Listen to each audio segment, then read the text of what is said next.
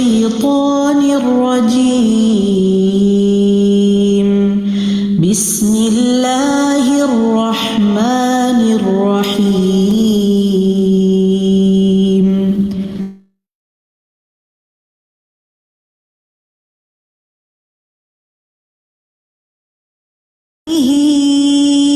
أن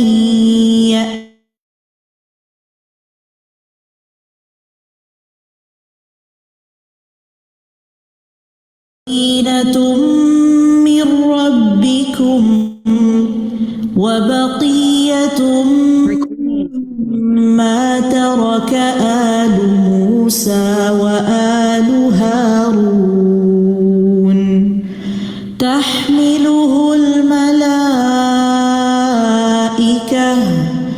إن في ذلك لآية لكم إن كنتم مؤمنين. ثم أنزل الله سكينته على رسوله وعلى المؤمنين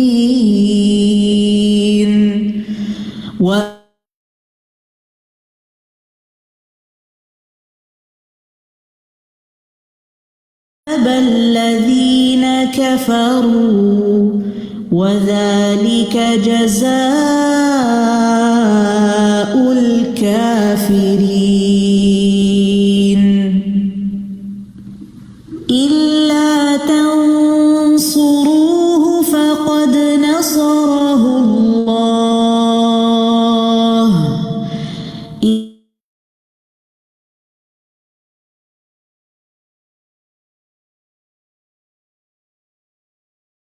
في الغار إذ يقول لصاحبه لا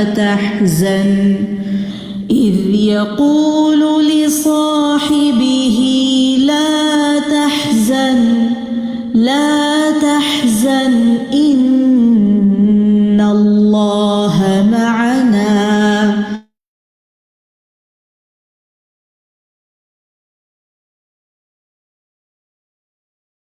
أيده بجنود لم تروها وجعل كلمة الذين كفروا السفلى وكلمة الله هي العليا.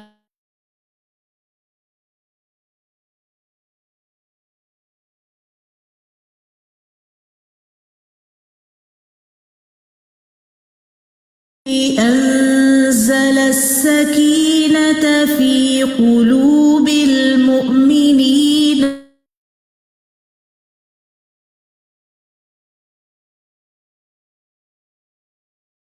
إيمانا مع إيمانهم ولله جنود السماوات والأرض وكان الله عليما حكيما. لقد رضي الله عن المؤمنين إذ يبايعونك تحت الشجرة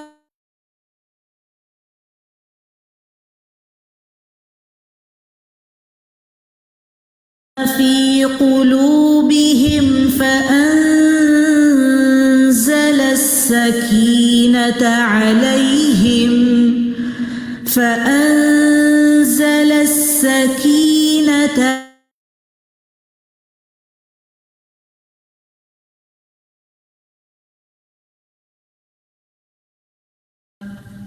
إذ جعل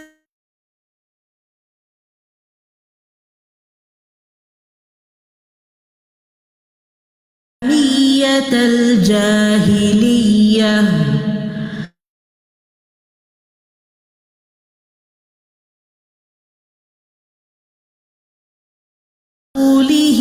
وعلى المؤمنين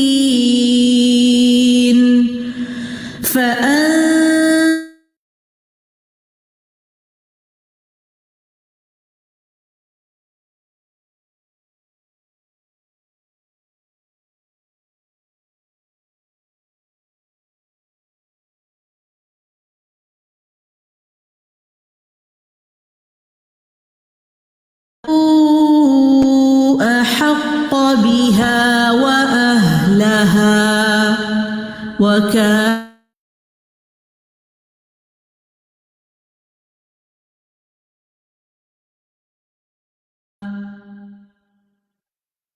الله أكبر الله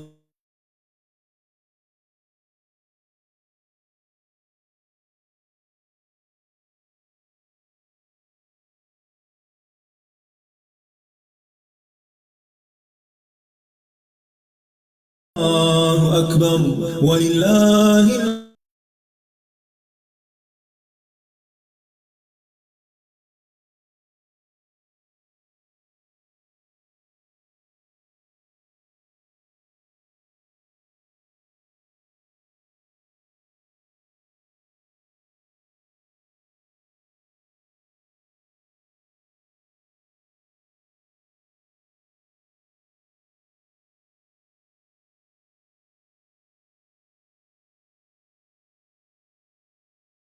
أكبر الحمد الله أكبر لا إله إلا الله الله أكبر الله أكبر ولله الحمد الله أكبر الله أكبر الله أكبر لا إله إلا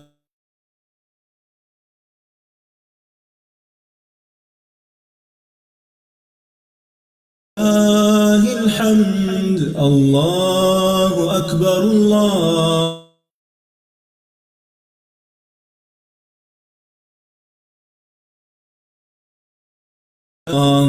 الله أكبر الله أكبر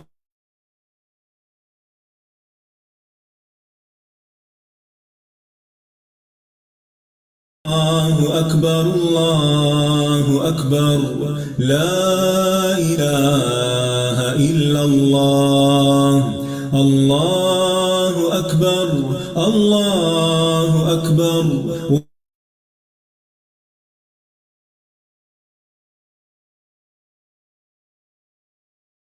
الله أكبر لا إله إلا الله الله أكبر الله أكبر ولله الحمد الله أكبر الله أكبر الله أكبر لا إله إلا الله الله أكبر الله أكبر ولله الحمد الله أكبر الله أكبر الله أكبر لا إله إلا الله الله أكبر الله أكبر ولله الحمد أعوذ بالله من الشيطان الرجيم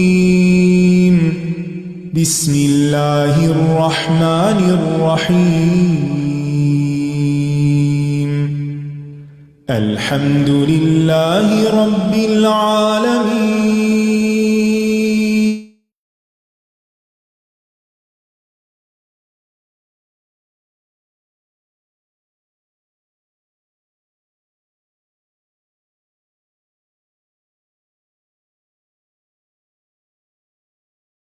وإياك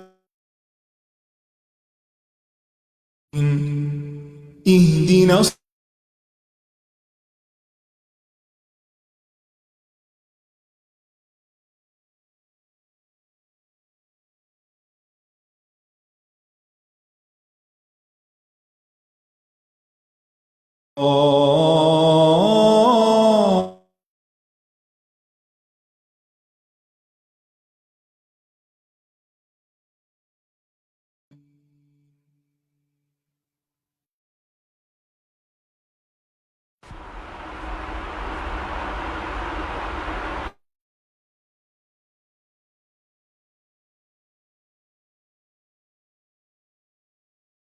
قرآن تدبر و عمل کورس میں آپ سب کو خوش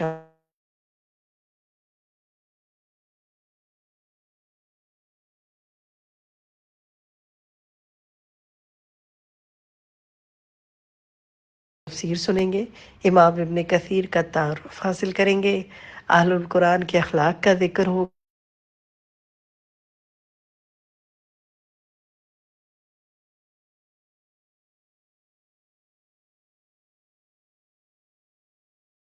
گزریں گے۔ تو آپ سب نے انشاءاللہ بہت غور سے سننا ہے، سمجھنا ہے، پڑھنا ہے اور غور و فکر کرنا ہے۔ یہ بتاتی چلوں کہ آج ہمارا سبق زیادہ ہے تو ہم اس پر ڈسکشن نہیں کرا سکیں گے اور نہ ہی ترجمہ سنیں گے۔ آج آپ نے پورے سبق کو اچھی طرح نوٹ ڈاؤن کرنا ہے اور انشاءاللہ نیکسٹ کلاس میں ہم آپ سے اس کا ڈسکشن بھی کریں گے آپ کے ساتھ مل کر، اور ہم اس کا ترجمہ بھی آپ سے سنیں گے۔ تو ہم اب چلتے ہیں اپنی ایڈمن کی طرف تاکہ وہ ہمیں سنوائیں اور ہم دیکھیں کہ کیا اس لیسن میں ہمارے لیے ہے۔ Over to you زہا۔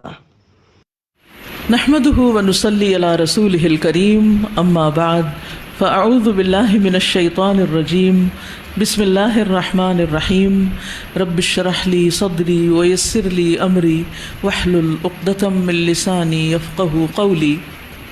پہلے ہم انشاءاللہ کل کی صورت کا تھوڑا سا جائزہ لیں گے کہ ترتیب کیا اس کی، اور پھر انشاءاللہ نیا لیسن کریں گے۔ سورۃ النازعات، بسم اللہ الرحمن الرحیم۔ والنازعات غرقا والناشطات نشطا والسابحات سبحا فالسابقات سبقا۔ ایک سیٹ ہے، اس کے آگے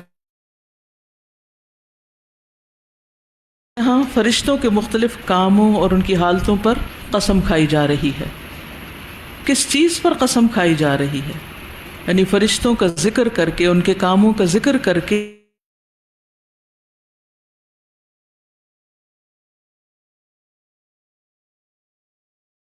آ کر رہے گا۔ جس رب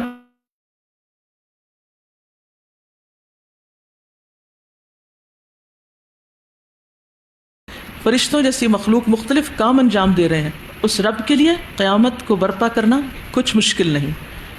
اب آگے قیامت کیسے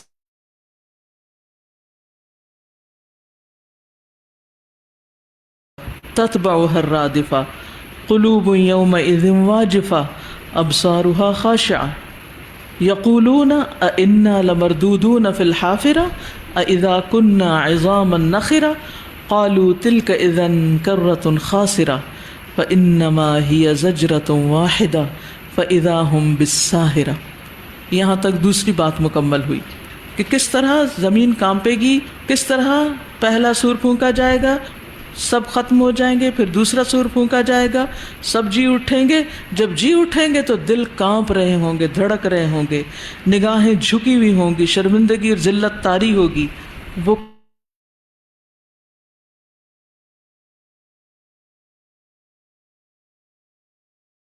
ملے گی بھی ہم کو، یعنی موت کے بعد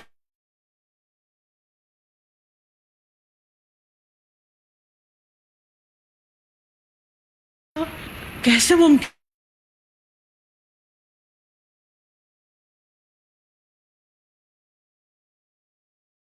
یحیی العظام وہی رمیم۔ تو اللہ تعالیٰ فرماتے ہیں قل یحییھا الذی انشأھا اول مرۃ وہو بکل خلق علیم۔ جس نے پہلی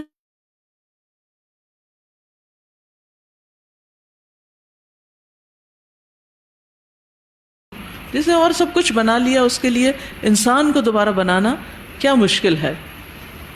تو کہتے ہیں اگر ایسا ہی ہے قالوا تلک اذا کرۃ خاسرہ، یہ واپسی تو بڑے گھاٹے کی ہے، پھر تو ہم نقصان میں ہی ہیں۔ یعنی خود تسلیم کرتے ہیں کہ پھر تو مشکل ہی ہوگی۔ کبھی بھی آپ کے دل میں آخرت کا ڈاؤٹ آئے نا، شک آئے کہ پتہ نہیں ہے کہ نہیں، ہوتا ہے نا، شیطان وسوسہ ڈال دیتا ہے، تو آپ سوچا کریں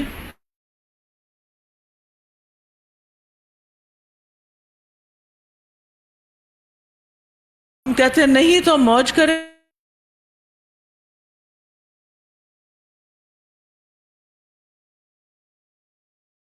تو نہ آئی، لیکن آ گئی تو ہم تیاری تو رکھیں گے۔ یعنی اپنے دل کو تسلی دینے کے لیے اس طرح اپنے آپ کو سمجھایا کرے.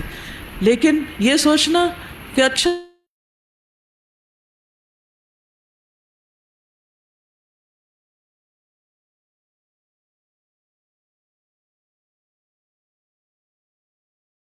بس ایک ہی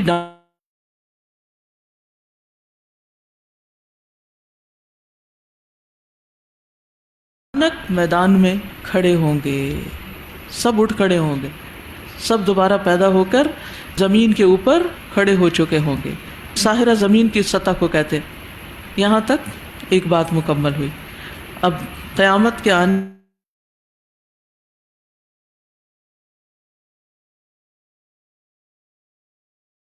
الفت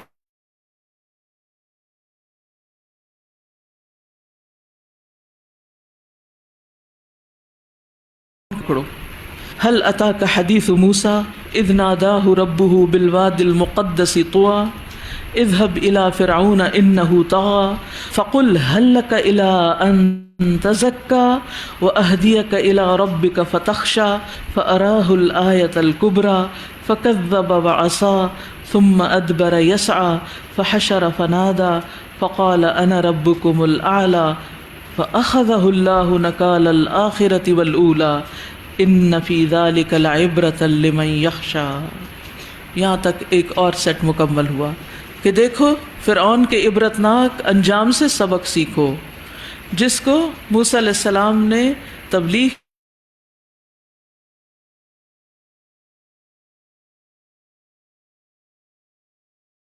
کہ تم برے انجام سے بچ سکو، لیکن اس نے سرکشی دکھائی اور تکبر کیا، غرور میں مبتلا ہوا تو اللہ نے اس کو پکڑ لیا.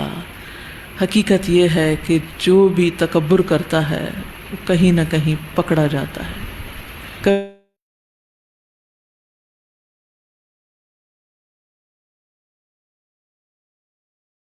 جس سے انسان کو کوئی بیر ہوتی ہے یا کوئی ایسی کیفیت ہوتی ہے، اگر انسان اس پر ہنستا ہے تو یہ ہو سکتا ہے کہ اللہ تعالیٰ اسے تو عزت بخش دے اور تمہیں ذلیل کر دے. جیسے فرعون نے موسیٰ علیہ السلام کا مذاق اڑایا تھا نا، اور ان کو حقیر سمجھا تھا کہ یہ جو صحیح طرح بول بھی نہیں سکتا یہ آج مجھے سمجھانے آیا. اور کس طرح ان کی قوم کے ساتھ، بنی اسرائیل کے ساتھ کیا سلوک کیا، یعنی اپنی طاقت کا، اپنے غلبے کا، قوت کا، انانیت کا بے حد غلط استعمال کیا. طاقت کے نشے میں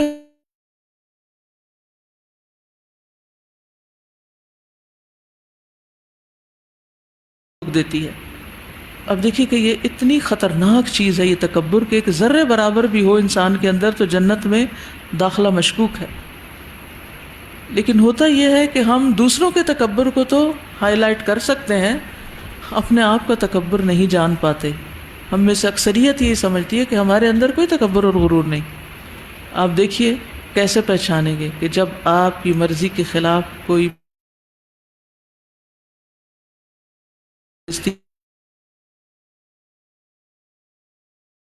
آپ کی بات نہ مانے تو پھر آپ کا ری ایکشن کیا ہوتا ہے، یا آپ کے کسی حق کو غصب کر لے یا کسی بھی طرح آپ کے ساتھ کوئی زیادتی کرے تو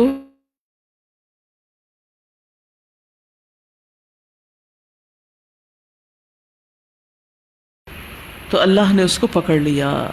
جو تکبر کرتا ہے اللہ اس کو پکڑ لیتا ہے، دنیا میں بھی ذلیل کرتا ہے اور آخرت میں بھی ذلیل کرتا ہے. اس لیے اس چیز سے ہمیشہ بچ کے رہنے کی ضرورت. ساری خرابیوں کی جڑ یہی، چاہے اللہ کے حق میں ہم کمی کرتے ہیں یا بندوں کے حق میں، اندر تہ خانے میں کہیں نہ کہیں کوئی ایسی چیز چھپی ہوئی ہوتی ہے.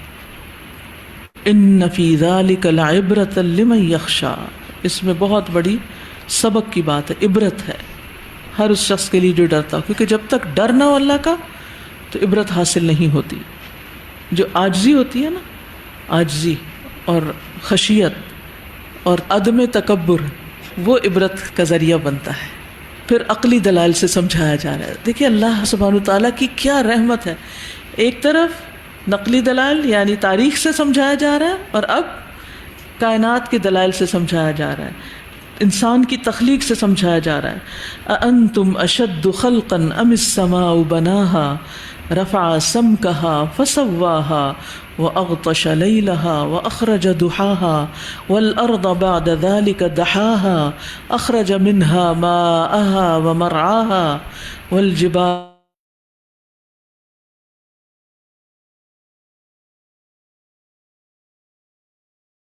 کچھ اور دلائل مکمل ہوئے. تمہاری پیدائش مشکل ہے یا آسمانوں کی؟ اور اگر ابھی ہم کیے جا رہے ہیں ان کے اس انکار پر کہ آخرت نہیں آنی، دوبارہ نہیں جی اٹھنا، تو انہیں بتایا جا رہا ہے کہ نہیں، کچھ مشکل نہیں. جس رب نے آسمان بنائے اسے تمہیں پیدا کرنا کچھ مشکل نہیں. پھر آسمان کی نشانی پر مزید غور و فکر. دیکھو آسمان کو کیسے بنا ہے، کس طرح اس کی چھت اونچی اٹھائی گئی ہے اور اس کو درست ہموار بھی کر دیا، کوئی رخنا نہیں اس میں، کوئی اونچ نہیں.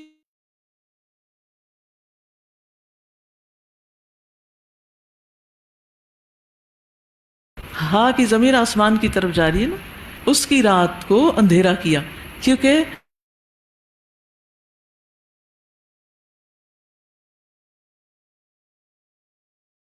اس کا اندھیرا. وہ اخرج ضحاها، اور سورج بھی آسمان پہ ہوتا ہے، اس کا تعلق بھی پھر یعنی دن کی روشنی کا تعلق بھی آسمان سے ہے، تو اس کی طرف متوجہ کیا. پھر زمین کی طرف متوجہ کیا. والارض بعد ذلك دحاها. حامیم السجدہ میں آتا ہے کہ اللہ سبحانہ تعالیٰ نے پہلے زمین بنائی پھر آسمان بنائے. یہاں پر آ رہا ہے کہ پہلے آسمان ہے اور اس کے بعد زمین کو دحاها ہے.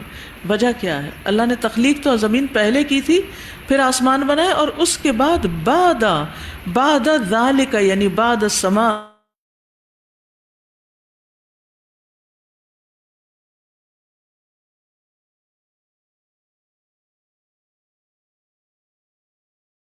وغیرہ ومرعاها،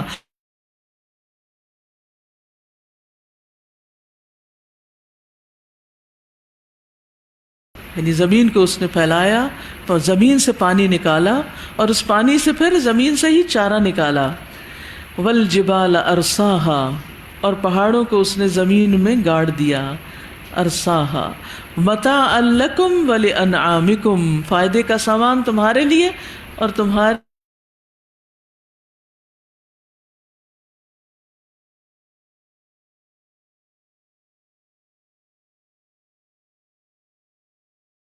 سب کچھ استعمال کر کے تمہیں کیا کرنا ہے. اور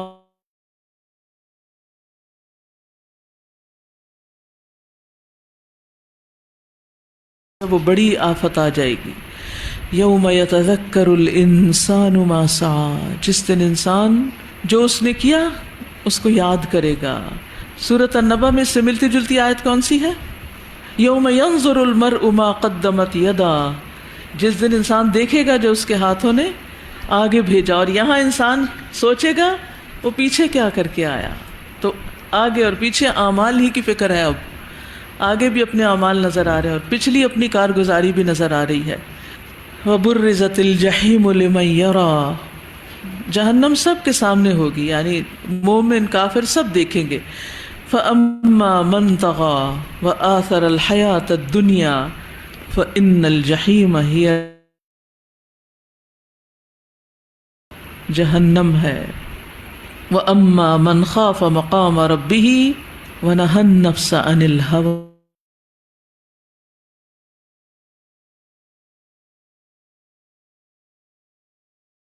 ہونے سے ڈرا، اس کے لیے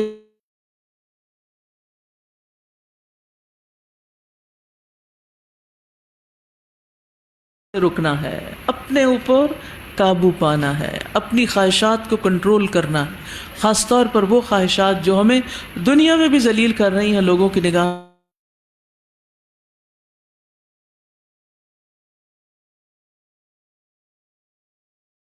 بغیر نکاح کے مردوں کے ساتھ تعلقات ہیں اور دوستیاں ہیں، اور اس کے علاوہ پھر حرام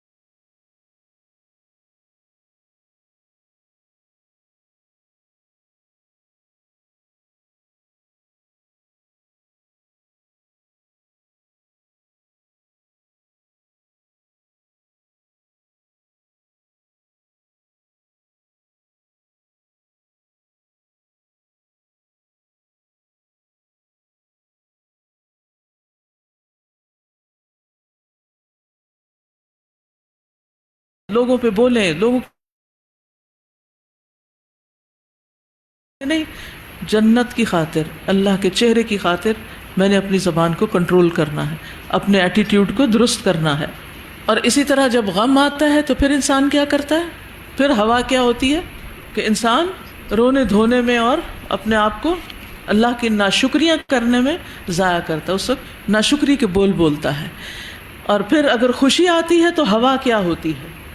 اس وقت تو ہوا ہی ہوا ہوتی ہے، اس وقت ہوا کے گھوڑے پہ سوار ہوتا ہے انسان، ہر طرح کی سرکشی کرتا ہے سرگش گھوڑے پہ بیٹھ کے، اور اللہ کی نافرمانی کے کاموں کو مستی میں کیے چلے جاتا ہے۔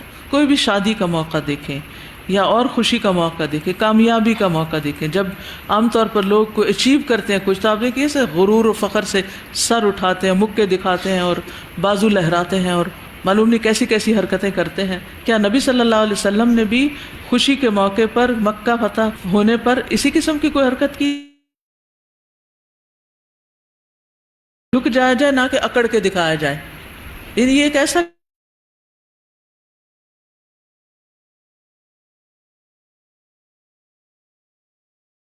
پر، اور پھر بڑے سے بڑے متکبر بن جاتے ہیں، پھر کسی کی مختلف جگہوں پر کس طرح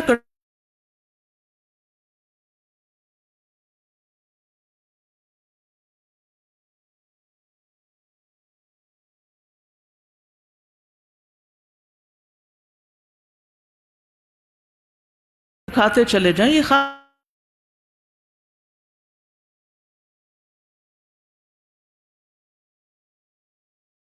پوچھتے ہیں ان الساعۃ ایان،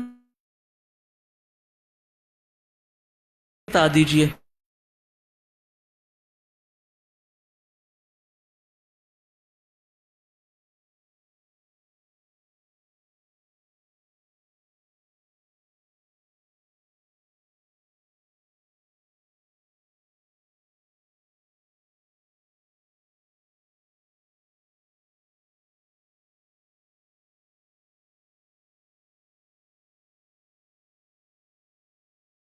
کہ ذکر سے کس فکر میں ہے۔ آپ کو اس کی فکر کی ضرورت نہیں، یہ لوگ آپ سے پوچھتے ہیں تو اس پر پریشان ہونے کی ضرورت نہیں۔ الی ربک منتہاہا، تیرے رب کی طرف اس کا ٹھہرنا ہے، اس کا رکنا ہے، وہی جانتا ہے کہ قیامت کب آئے گی۔ اس کا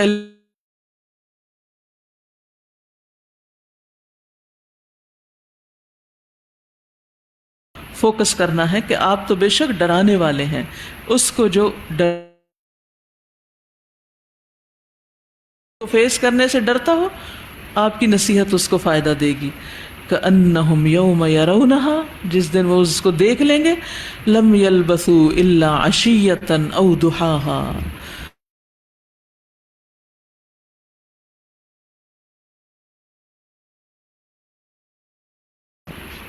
یعنی آخرت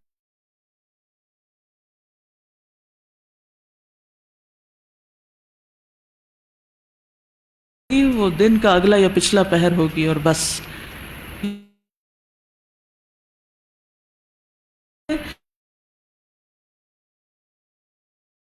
وقت انہیں احساس ہوگا کہ وہ دنیا کی زندگی کتنی چھوٹی تھی جس کے لیے سب کچھ کرتے رہے، اور جس کی محبت میں یہ آخرت بھلا دی، فراموش کر دی تھی۔ تو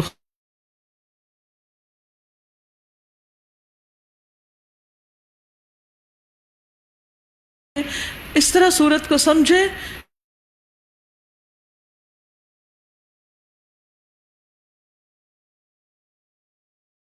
بھی پڑھا ہے۔ آسان طریقہ کیا ہے؟ یہ لفظی ترجمے کا قرآن موجود ہے،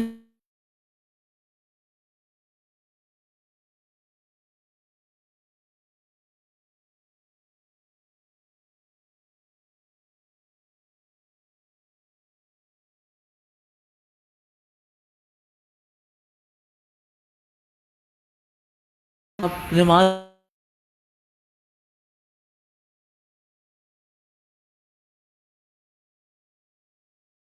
الرحيم والنازعات غرقا والناشطات نشطا فالسابقات سبقا فالمدبرات أمرا يوم ترجف الراجفة تتبعها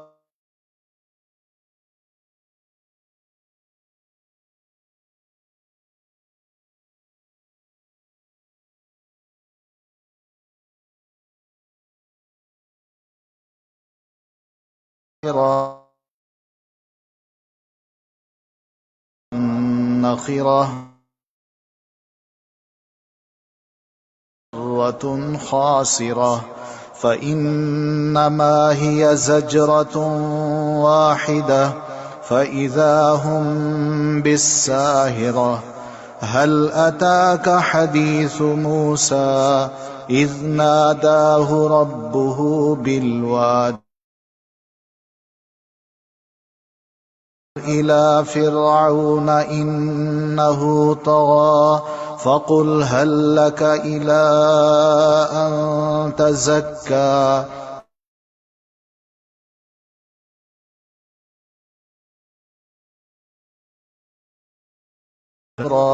فكذب وعصى ثم أدبر يسعى فحشر فنادى فقال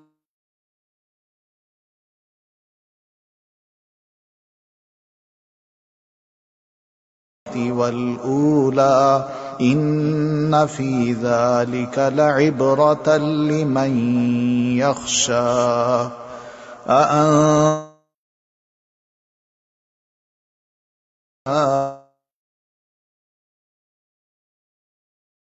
رفع سمكها فسواها وأغطش ليلها وأخرج ضحاها والأرض بعد ذلك دحاها أخرج منها ماءها ومرعاها والجبال أرساها متاعا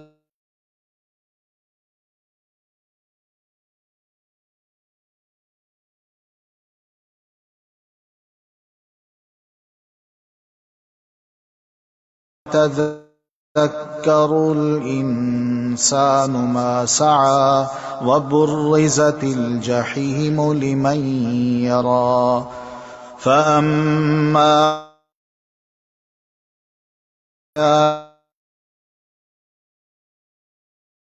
الجحيم هي المأوى وأما من خاف مقام ربه ونهى النفس عن الهوى فإن الجنة هي المأوى يسألونك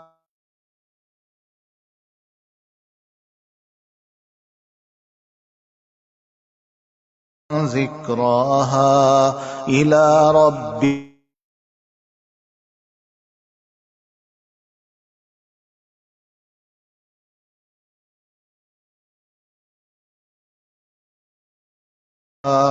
كأنهم يوم يرونها لم يلبثوا إلا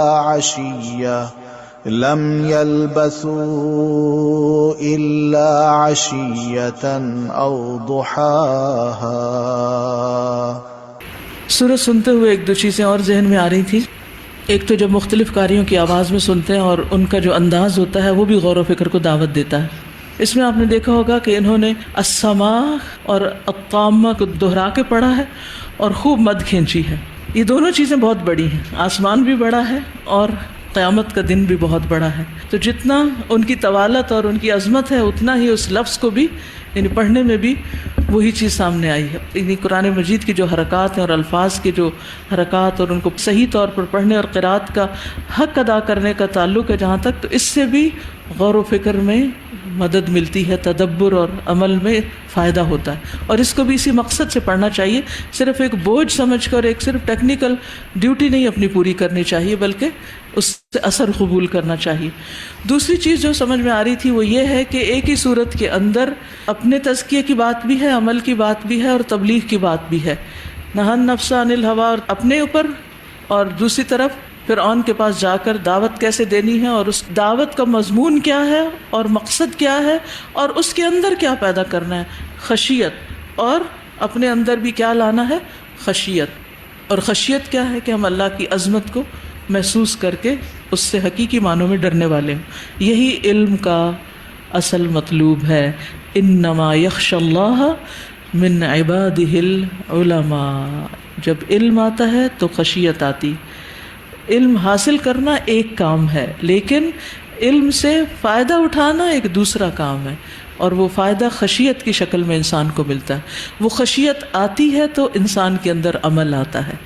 تو علم، تدبر، خشیت، عمل، ٹھیک ہے، اور تزکیہ ساتھ ساتھ۔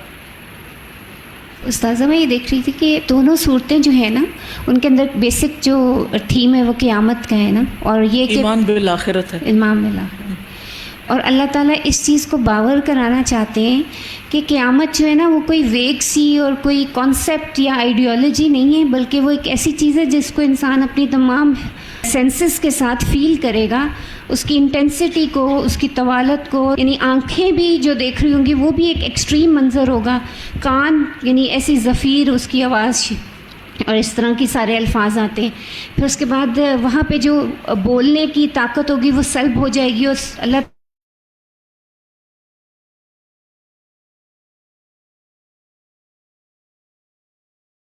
ہانک کے لے جایا جا رہا ہوگا، زنجیروں میں جکڑے ہوئے ہوں گے، اور آنکھ دیکھ رہی ہوگی دوزخ کو سامنے دیکھنا، اس کے بارے میں سننا ہی کتنا ہوا ہے، اور اس کو سامنے دیکھنا، اگر نہ بھی اس میں جانا ہو تو ہم تو اس سے شاید نظریں ہی بچانے کی کوشش کریں۔ اور پھر اسی طرح کہ اس وقت انسان کی میموری بھی ہوگی اور اس کے احساسات بھی ہوں گے، یعنی وہ ان چیزوں کو فیل بھی کر رہا ہوگا، یہ نہیں ہے کہ وہ کوئی صرف ایک کانسیپٹ ہے، یعنی اتنا پرزور انداز ہے ان دونوں صورتوں کے اندر اس کا۔ بالکل۔ اور اس طرح سے ایک اور بات کہ جو انٹرٹینمنٹ ہے نا، اس کے اندر ایک ٹینڈنسی ہوتی ہے جو ہے نا خواہشات کی پیروی، اس کے اندر ایک ٹینڈنسی ہوتی ہے کہ جب آپ ایک لیول تک پہنچ جاتے ہیں نا تو پھر اگلی دفعہ آپ اس سے سیٹسفائی نہیں ہوتے، آپ کو ایک اور بڑا لیول چاہیے ہوتا ہے، تو یعنی دلدل میں انسان کسی خواہش کی تکمیل پر راضی نہیں ہوتا، پھر اور کی تلاش میں چل پڑتا ہے۔ اسی لیے آپ دیکھیں کہ فوڈ ہو، سیکس ہو، باقی تمام چیزیں، ان میں انسان طرح طرح کی ورائٹی چاہتا ہے۔ اسی لیے حلال حرام کی پرواہ کیے بغیر کس طریقے سے دنیا میں فساد ہو رہے ہیں۔ السلام علیکم۔ تازہ کل سے جب پوری میں نے سنی صورت تو میرے مائنڈ میں ایک چیز مجھے بہت فرسٹریٹ کر رہی تھی، اور وہ یہ تھی کہ آپ نے کہا کہ ہمیں صبر کرنا چاہیے، جب ہمارے ساتھ کوئی دوسرا برا کرتا ہے تو ہمیں اس پہ صبر کرنا چاہیے، اپنے نفس کو کنٹرول کرنا چاہیے۔ لیکن جب ایسا ہو کہ دوسرا آپ کو بار بار تنگ کرتا ہے، بار بار ٹیز کرتا ہے، تو ایسا کون سی لمٹ ہو جس کو ہم دیکھیں کہ یہاں تک ہم نے کنٹرول کرنا ہے، اور اس کے بعد ہم نے پھر دوسرے سے بدلہ اس طرح سے لینا ہے کہ اب وہ لمٹ جو ہے وہ ختم ہو گئی ہے اور اب اس کو سبق سکھانا ضروری ہے۔ دیکھیے کہ صبر کرنے کے معاملے میں عام طور پر لوگوں کو یہ غلط فہمی ہو جاتی ہے کہ جیسے اس کے بعد ہم نے ہاتھ پاؤں توڑ کے کوئی ایکشن لینا ہی نہیں، بس صرف چپ ہی ہو جانا ہے۔ نہیں، سوال یہ پیدا ہوتا ہے کہ کوئی شخص اگر آپ کے ساتھ برا کر رہا ہے تو کیوں کر رہا ہے، اس کا سبب کیا ہے، اس کی وجہ کیا ہے، اس سبب کو ختم کیسے کیا جا سکتا ہے، اس کے لیے کوشش۔ اگر کوئی اگنورنس سے کر رہا ہے یا کسی بے وقوفی سے کر رہا ہے، یا جو بھی اس کا کوئی سبب ہے، تو اس سبب کو معلوم کر کے اس پر کام کرنے کی ضرورت ہے۔ یہاں جس صبر کی بات کی جا رہی وہ یہ کہ ہم کیا یہ سمجھتے ہیں کہ کسی بھی ظلم کے جواب میں صرف چیخنا، چلانا، بد اخلاقی، بدتمیزی، بد تہذیبی، دوسرے کو اذیت پہنچانے کا طریقہ، کیا اس سے وہ ختم ہو جاتا ہے؟ کتنے ہی لوگ ہیں جو روز لڑتے ہیں، لڑ کے مرتے ہیں، کیا مسائل ختم ہو جاتے ہیں؟ مسائل کو ختم کرنے کا یہ طریقہ نہیں ہے۔ طریقہ وہی ہے جو نبی صلی اللہ علیہ وسلم نے اختیار کیا ہے، اور اس کے لیے ہمیں سیرت کو مسلسل پڑھنے کی ضرورت ہے، اس اخلاق کو اپنانے کی ضرورت ہے، اور وجوہات جاننے کی ضرورت ہے کہ مسائل پیدا کیوں ہو رہے ہیں۔ اور پھر کچھ مسائل سے انسان خود نبٹ لیتا ہے، کچھ مسائل کے ساتھ انسان کو نبٹنے کے لیے دوسرے لوگوں کی ضرورت ہوتی ہے، اوروں سے مدد لیتا ہے۔ تو جب انسان ٹھنڈے دماغ سے سوچتا ہے نا تو وہ تدبیر کرتا ہے کہ مسئلہ ختم کیسے کیا جائے، اور جب ابلتے دماغ سے کوشش کرتا ہے تو سوائے تخریب کاری کے کچھ بھی نہیں کرتا، جس کے نتیجے میں جو پہلا ہوتا ہے نا ہاتھ میں وہ بھی چلا جاتا ہے، حاصل کچھ بھی نہیں ہوتا۔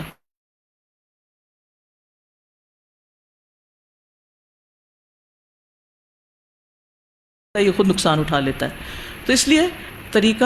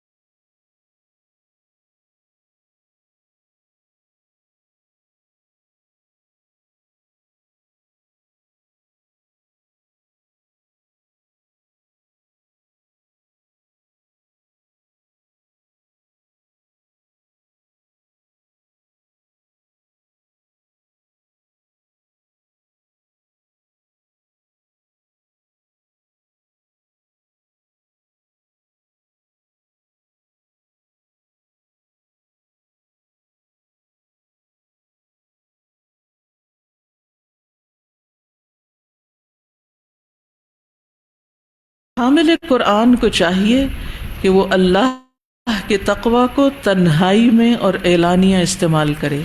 تنہائی میں بھی اللہ سے ڈرے اور ظاہر میں بھی. وہ تقوی کو اپنی خوراک، مشروبات، لباس، رہائش میں استعمال کرے.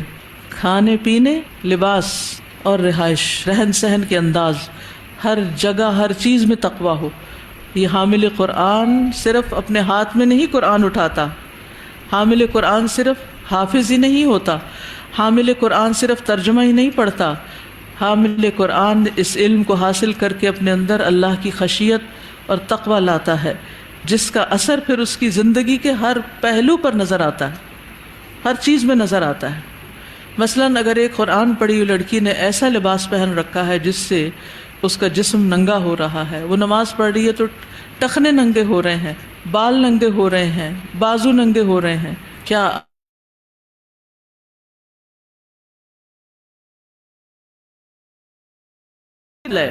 جس نے ایسا ٹائٹ لباس پہن رکھا ہے کہ اس کی ٹانگیں نظر آ رہی ہیں، کیا اس کو حامل قرآن کہیں گے؟ کیا وہ شخص جو زبان کھولے تو لفظ بکواس بہت برا ہے لیکن ایسی باتیں بولنے لگے تو کیا اس کو حامل قرآن کہیں گے؟ جس کی نگاہ دیکھنے میں غض بصر سے کام نہ لے اور جس کے کان حرام باتیں سننے میں بند نہ ہوں، کیا واقعی وہ حامل قرآن ہے؟ وہ قرآن کا خادم ہے جو بولتے ہوئے نہ سوچے سمجھے اور پہنتے ہوئے نہ سوچے سمجھے، اور پھر نہ کھاتے پیتے اور نہ رہتے سہتے، نہ نیند میں اور نہ جاگنے میں. تو یہ کہاں کا حامل قرآن ہے؟ پھر یہ کہ حامل قرآن اپنے اوپر نظر ڈالنے کے بعد، اپنے معمولات پر نظر ڈالنے کے بعد اپنے ماحول پر نظر ڈالے، زمانے پر خوب گہری نظر رکھے اور اس کی خرابیوں کو بھی جانتا ہو، تو وہ ان خرابیوں سے بچ کر اپنے دین کے معاملے میں احتیاط برتے اور اپنے کام پر متوجہ رہے.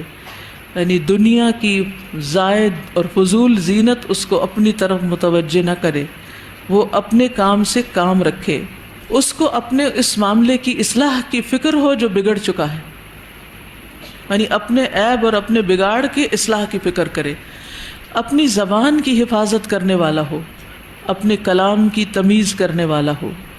جب بات کرے تو علم کی بنا پر بات کرے، جبکہ وہ گفتگو کو درست سمجھتا ہو، اور جب خاموشی اختیار کرے تو علم کی بنا پر ہی خاموشی اختیار کرے، جب خاموش رہنا درست ہو. بے مقصد باتوں کی بحث میں نہ لگے، بے مقصد باتوں کی بحث میں نہ لگے، لغو سے پرہیز کرے. وہ اپنی زبان کی زیادتیوں سے اس سے بھی زیادہ ڈرے جتنا وہ اپنے دشمن سے ڈرتا ہے. جن باتوں پر لوگ ہنستے ہیں وہ ان پر نہ ہنسے، کیونکہ ہنسنے کا انجام برا ہے، خاص طور پر جب کسی انسان پہ ہنسا جائے، جسے شماتت الاعداء ہوتی ہے، اپنے دشمن کی تکلیف پہ ہنسے اور خوش ہو. اسے ایسا نہیں کرنا. وہ خندہ پیشانی والا ہو، اس کی گفتگو پاکیزہ ہو، وہ کسی کی غیبت نہ کرے، کسی کو حقیر نہ جانے، کسی کو گالی نہ دے، کسی کی مصیبت پر خوش نہ ہو، کسی پر ظلم نہ کرے، کسی سے حسد نہ کرے۔ یہ ہوتا ہے حامل قرآن۔ تفسیری نکات میں پوائنٹس ٹو بی نوٹڈ یا غور و فکر کے مقامات آپ پڑھتے ہیں مختلف تفاسیر کے، ان میں سے آپ نے ایک تفسیر ابن کثیر کا ذکر بھی پڑھا۔ تفسیر ابن کثیر اپنے لکھنے والے امام ابن کثیر کی طرف منسوب ہے، جیسے بخاری امام بخاری کی طرف منسوب ہے۔ ان کا لقب عماد الدین تھا، کنیت ابو الفدا، ابو الفدا، نام اسماعیل بن عمر بن کثیر بن ضو، نسبت القرشی البصروی ثم الدمشقی۔ 701 ہجری میں دمشق کے علاقے مجدل میں پیدا ہوئے۔ 707 ہجری میں 6 سال کی عمر میں اپنے والد کی وفات کے بعد اپنے بھائی کمال دین کے ساتھ دمشق کی طرف نقل مکانی کر کے چلے گئے۔ 6 سال کی عمر میں والد فوت ہو گئے تو کہاں چلے گئے؟ دمشق، سیریا، اپنے بھائی کے ساتھ، کمال الدین کے ساتھ۔ امام ابن کثیر بہت بڑے فقیہ، مفتی، محدث، حافظ، مفسر، مؤرخ۔ کون سی کتاب ہے ان کی تاریخ کی؟ البدایہ والنہایہ، یس، بہت بڑی کتاب ہے۔ علم الرجال کے ماہر اور لغت میں کنٹریبیوٹ کرنے والے تھے۔ کیا حیرانی ہوتی ہے کہ ایک شخص کے اندر اللہ نے اتنی خوبیاں پیدا کر دی۔ یہ بھی تو انسان ہے نا، کس طرح انہوں نے اپنی زندگیوں کو استعمال کیا اور کس طرح پروڈکٹیو رہے، اپنے کام سے کام رکھا، اس طرح متوجہ رہے۔ جب انسان لوگوں کے بارے میں سوچتا رہتا ہے، اس نے یہ کیا، اس نے وہ کیا، سارا وقت پلاٹنگ کرتا ہے، سازشیں کرتا ہے، انہی کے بارے میں سوچتا ہے، تو جو کرنے کا کام ہے وہ رہ جاتا ہے۔ تو لغت کی ترویج اور ترقی میں بھی اپنا حصہ ڈالا۔ ان کے والد عمر بن کثیر مدینہ کی کسی جامع مسجد کے خطیب تھے۔ ان کی علمی زندگی کا آغاز قرآن مجید کے حفظ سے ہوا۔ سب سے پہلے قرآن مجید حفظ کیا، 711 ہجری میں ختم کر لیا۔ کتنے سال کے؟ 10 سال کے، 10 years old۔ قرات پڑھی، تفسیر میں مہارت حاصل کی، یعنی علوم القرآن سے پہلے شروع کیا۔ پھر فقہ شافی میں التنبیہ نامی کتاب کا متن 718 ہجری میں زبانی یاد کیا، پوری کتاب زبانی حفظ کر لی۔ پھر ابن حاجب کی کتاب مختصر ابن الحاجب بھی یاد کی۔ 2 علماء برہان الدین فزاری اور کمال الدین ابن قاضی شعبہ سے فقہ حاصل کی۔ پہلے قرآن اور اس سے متعلق علوم پڑھے، پھر فقہ کی طرف گئے۔ جوانی سے ہی متون یاد کرنے اور اسانید، علتوں، رجال اور تاریخ کا علم حاصل کرنے کی طرف متوجہ رہے، یہاں تک کہ اس میں ماہر ہو گئے۔ تو گویا انہوں نے بچپن اور جوانی کس کام میں گزاری؟ علم حاصل کرنے میں۔ جو لوگ اپنا بچپن اور جوانی ضائع کر دیتے ہیں پھر وہ اپنے آپ کو ضائع کر دیتے ہیں، پھر ابن کثیر جیسے کام کرنا مشکل ہوتے ہیں۔ پھر انہوں نے فتاویٰ دینے شروع کیے، مفتی تھے، تدریس شروع کر دی، مناظرے کیے، فقہ، تفسیر اور علم نحو میں مہارت حاصل کی۔ علم رجال میں خوب گہری نظر رکھتے تھے۔ ابن تیمیہ کی شاگردی اختیار کی، ان سے بہت کچھ پڑھا، ان کی مجلس کو لازم رکھا، یعنی جب تک زندہ رہے، خواہ خود بھی عالم بن گئے لیکن ان کی مجلس کو لازم رکھا اور ان سے بہت محبت کرتے تھے۔ حافظ ابو حجاج مزی کے داماد بنے، تہذیب الکمال کتاب کا معلوم ہے، ان کے داماد بنے۔ ان کی بیٹی زینب سے شادی کی اور ان کی مجلس کو لازم رہے، یعنی ان کی مجلس میں بھی حاضر ہوتے رہے، ان سے علم اخذ کیا اور علم حدیث کی طرف متوجہ رہے اور ان سے سند فراغت حاصل کی۔ تو مشہور استاد ان کے ابن تیمیہ، حافظ مزی اور ذہبی ہیں۔ ذہبی سیر اعلام النبلاء لکھنے والے۔ ان کی کتابوں میں تفسیر ابن کثیر، البدایہ والنہایہ، الباعث الحثیث، شرح اختصار علوم الحدیث، اور یہ مقدمہ ابن صلاح کی اختصار ہے۔ السیرۃ النبویہ ابن کثیر کی یہ بڑی دلچسپ کتاب ہے۔ جامع السنن والمسانید، یہ بھی ان کی کتاب ہے۔ گویا سیرت میں بھی لکھا، حدیث میں بھی لکھا، علوم الحدیث میں لکھا، تاریخ میں لکھا، تفسیر میں لکھا۔ اتنے متفنن، یعنی مختلف علوم کے ماہر، ڈفرینٹ سبجیکٹس کے ماہر تھے۔ آج ایک ایک اس سبجیکٹ پر پورے پورے ڈپارٹمنٹس قائم ہیں۔ اب کئی سال بچے پڑھتے ہیں، تفسیر پڑھ رہے ہیں، حدیث پڑھ رہے ہیں، لیکن وہ الگ الگ، ایک پڑھتا ہے تو دوسرے کی سمجھ نہیں، دوسرا پڑھتا ہے تیسرے کی، لیکن یہ سارے علوم کو جمع کرنے والے۔ ان کی تفسیر بہت مشہور اور بہت معتمد علیہ تفسیر ہے، تفسیر ابن کثیر کے نام سے مشہور ہے۔ یہ ان کی تصنیفات میں سب سے عظیم تصنیف ہے، امت نے اس کو قبولیت کا درجہ دیا ہے، اور یہ قرآن مجید کی سب سے بہترین قدیم تفسیر مانی جاتی ہے، تفسیر بالمأثور ہے۔ ذہبی جو ان کے استاد تھے وہ ان کے بارے میں کہتے ہیں کہ یہ امام فقیہ، بے مثال محدث اور خوب مہارت رکھنے والے تھے۔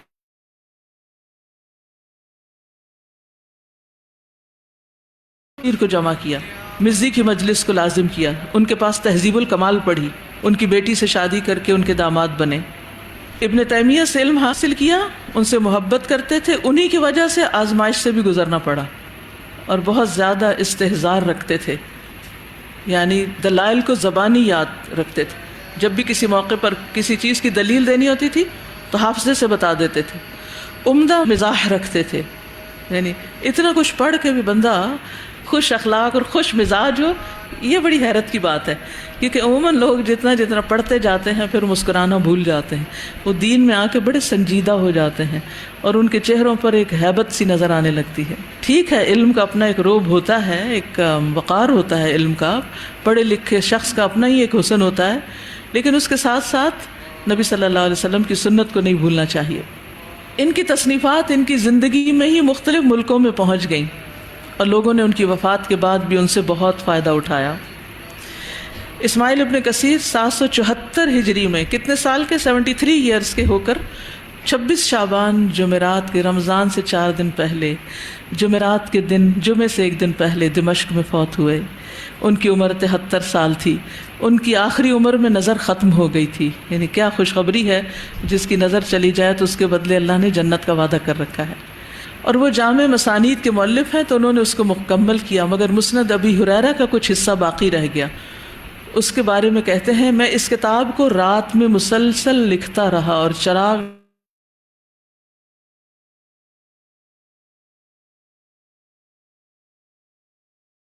نظر زیادہ استعمال کرنی پڑی اور چراغ بجھنے کے قریب ہو گیا، چراغ بجھا اور ان کی نظر بھی بجھ گئی۔ ابن ناصر الدین نے ذکر کیا ہے، ان کا جنازہ حاضرین سے کھچا کھچ بھرا ہوا تھا۔ ان کو ان کی وصیت کے بنا پر صوفیہ قبرستان میں شیخ الاسلام ابن تیمیہ کی سرزمین میں دفن کیا گیا۔ الحمدللہ مجھے دمشق میں جانے کا اتفاق ہوا، اور ہم مختلف جگہوں پر گھما رہے تھے تو ایک جگہ پر ان کے نام کا بڑا سا کتبہ لکھا ہوا تھا کہ یہ ان کی قبر ہے، تو دمشق میں دفن ہے۔ یہ کس طرح اللہ سبحانہ وتعالیٰ بندوں سے کام لیتے ہیں، اور وہ دور بھی مسلمانوں پر کوئی آسان دور نہیں تھا، اس میں بھی بڑے فتنے تھے۔ فتنے ہر دور میں ہی رہے ہیں، جب سے شیطان دنیا میں آیا نا انسان کے ساتھ تو مسئلے مسائل رہے ہی ہیں۔ اندر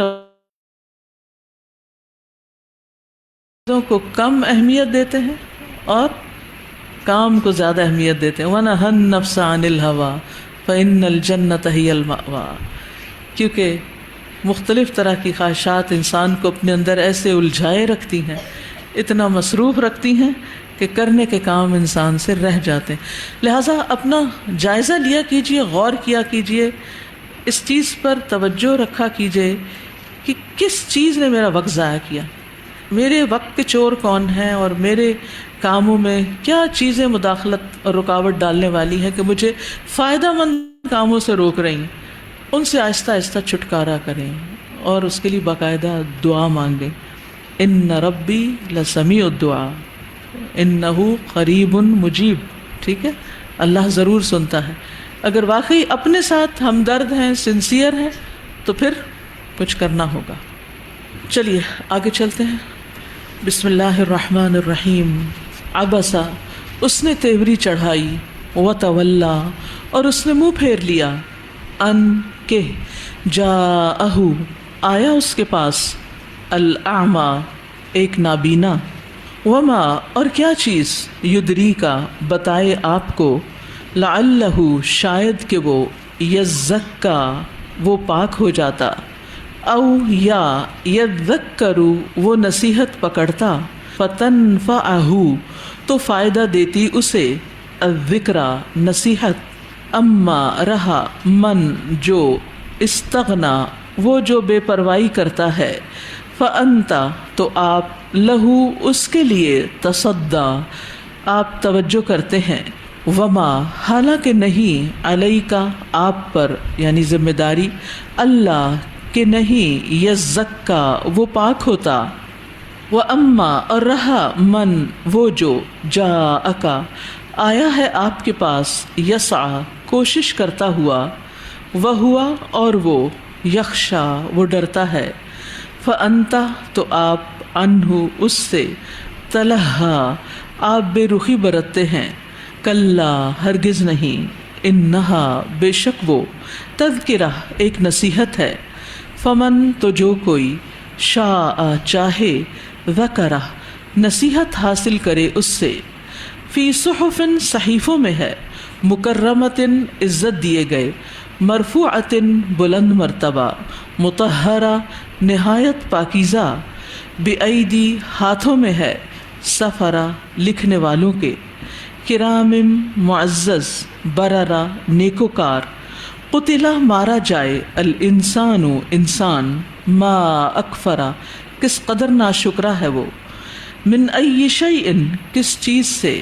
خلقہ اس نے پیدا کیا اسے، من نطفۃ ایک نطفے سے، خلقہ اس نے پیدا کیا اسے، فقدرہ پھر اس نے تقدیر مقرر کی اس کی، ثم السبیل پھر راستہ، یسرہ اس نے آسان کیا اس کا، ثم پھر اماتہ اس نے موت دی اسے، فاقبرہ پھر اس نے قبر دی اسے، ثم پھر اذا جب شاء وہ چاہے گا، انشرہ وہ اٹھا کھڑا کرے گا اسے، کلا ہرگز نہیں، لما ابھی تک نہیں، یقضی اس نے پورا کیا، ما جو امرہ اس نے حکم دیا تھا، فلینظر پس چاہیے کہ دیکھے، الانسان انسان، الی طعامہ طرف اپنے کھانے کے، انا بے شک ہم، صببنا انڈیلا ہم نے، الماء پانی، صبا خوب انڈیلنا،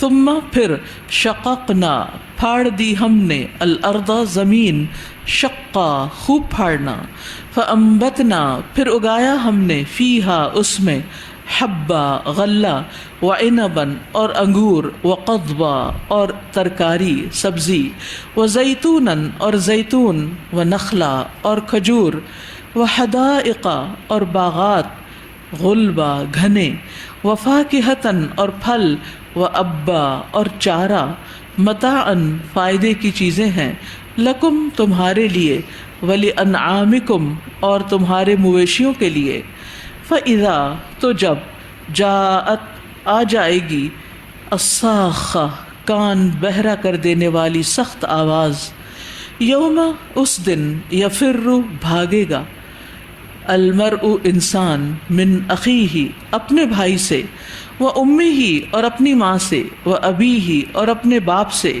و صاحبتہ اور اپنی بیوی سے، و بنیہ اور اپنے بیٹوں سے، لکل واسطے ہر، امرئن شخص کے، منہم ان میں سے، یومئذ اس دن، شأن ایسی حالت ہوگی، یغنیہ جو بے پرواہ کر دے گی اسے، وجوہ کچھ چہرے، یومئذ اس دن، مسفرۃ روشن ہوں گے، ضاحکۃ ہنستے ہوں گے، مستبشرہ خوشخبری پانے والے ہوں گے، ووجوہ اور کچھ چہرے، یومئذ اس دن، علیہا ان پر، غبرہ غبار ہوگا، ترہقہا چھا رہی ہوگی ان پر، قطرہ سیاہی، اولئک یہی لوگ ہیں، ہم وہ، الکفرۃ جو کافر ہیں، الفجرہ جو فاجر ہیں۔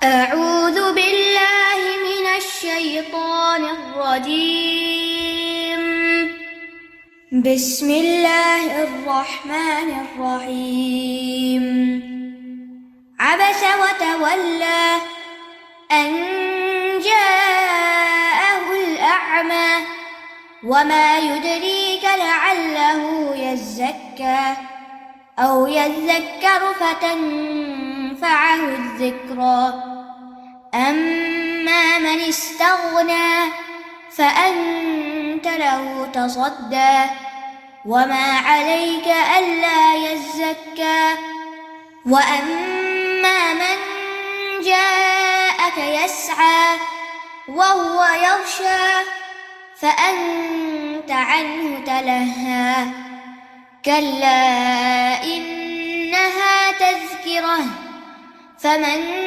شاء ذكره في صحف مكرمة مرفوعة مطهرة بأيدي سفرة كرام بررة قتل الإنسان ما أكفره من أي شيء خلقه من نطفة خلقه فقدره ثم السبيل يسره ثم أماته فأقبره ثم إذا شاء أنشره كلا لما يقض ما أمره فلينظر الإنسان إلى طعامه أنا صببنا الماء صبا ثم شققنا الأرض شقا فأنبتنا فيها حبا وعنبا وقضبا وزيتونا ونخلا وحدائق غلبا وفاكهة وأبا متاعا لكم ولأنعامكم فإذا جاءت الصاخة يوم يفر المرء من أخيه وأمه وأبيه وصاحبته وبنيه لكل امرئ منهم يومئذ شأن يغنيه وجوه يومئذ مسفرة ضاحكة مستبشرة ووجوه يومئذ عليها غبرة ترهقها قترة أولئك هم الكفرة الفجرة.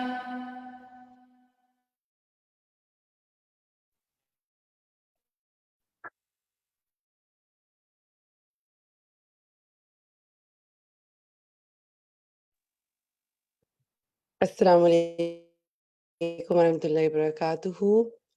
اب آپ لوگوں کی 1 منٹ کی اسٹریچ بریک ہے. میں چاہوں گی کہ آپ سب ذرا کھڑے ہو جائیں، تھوڑا چل پھر لیں، پانی پی لیں، اور پھر انشاءاللہ ہم شروع کرتے ہیں.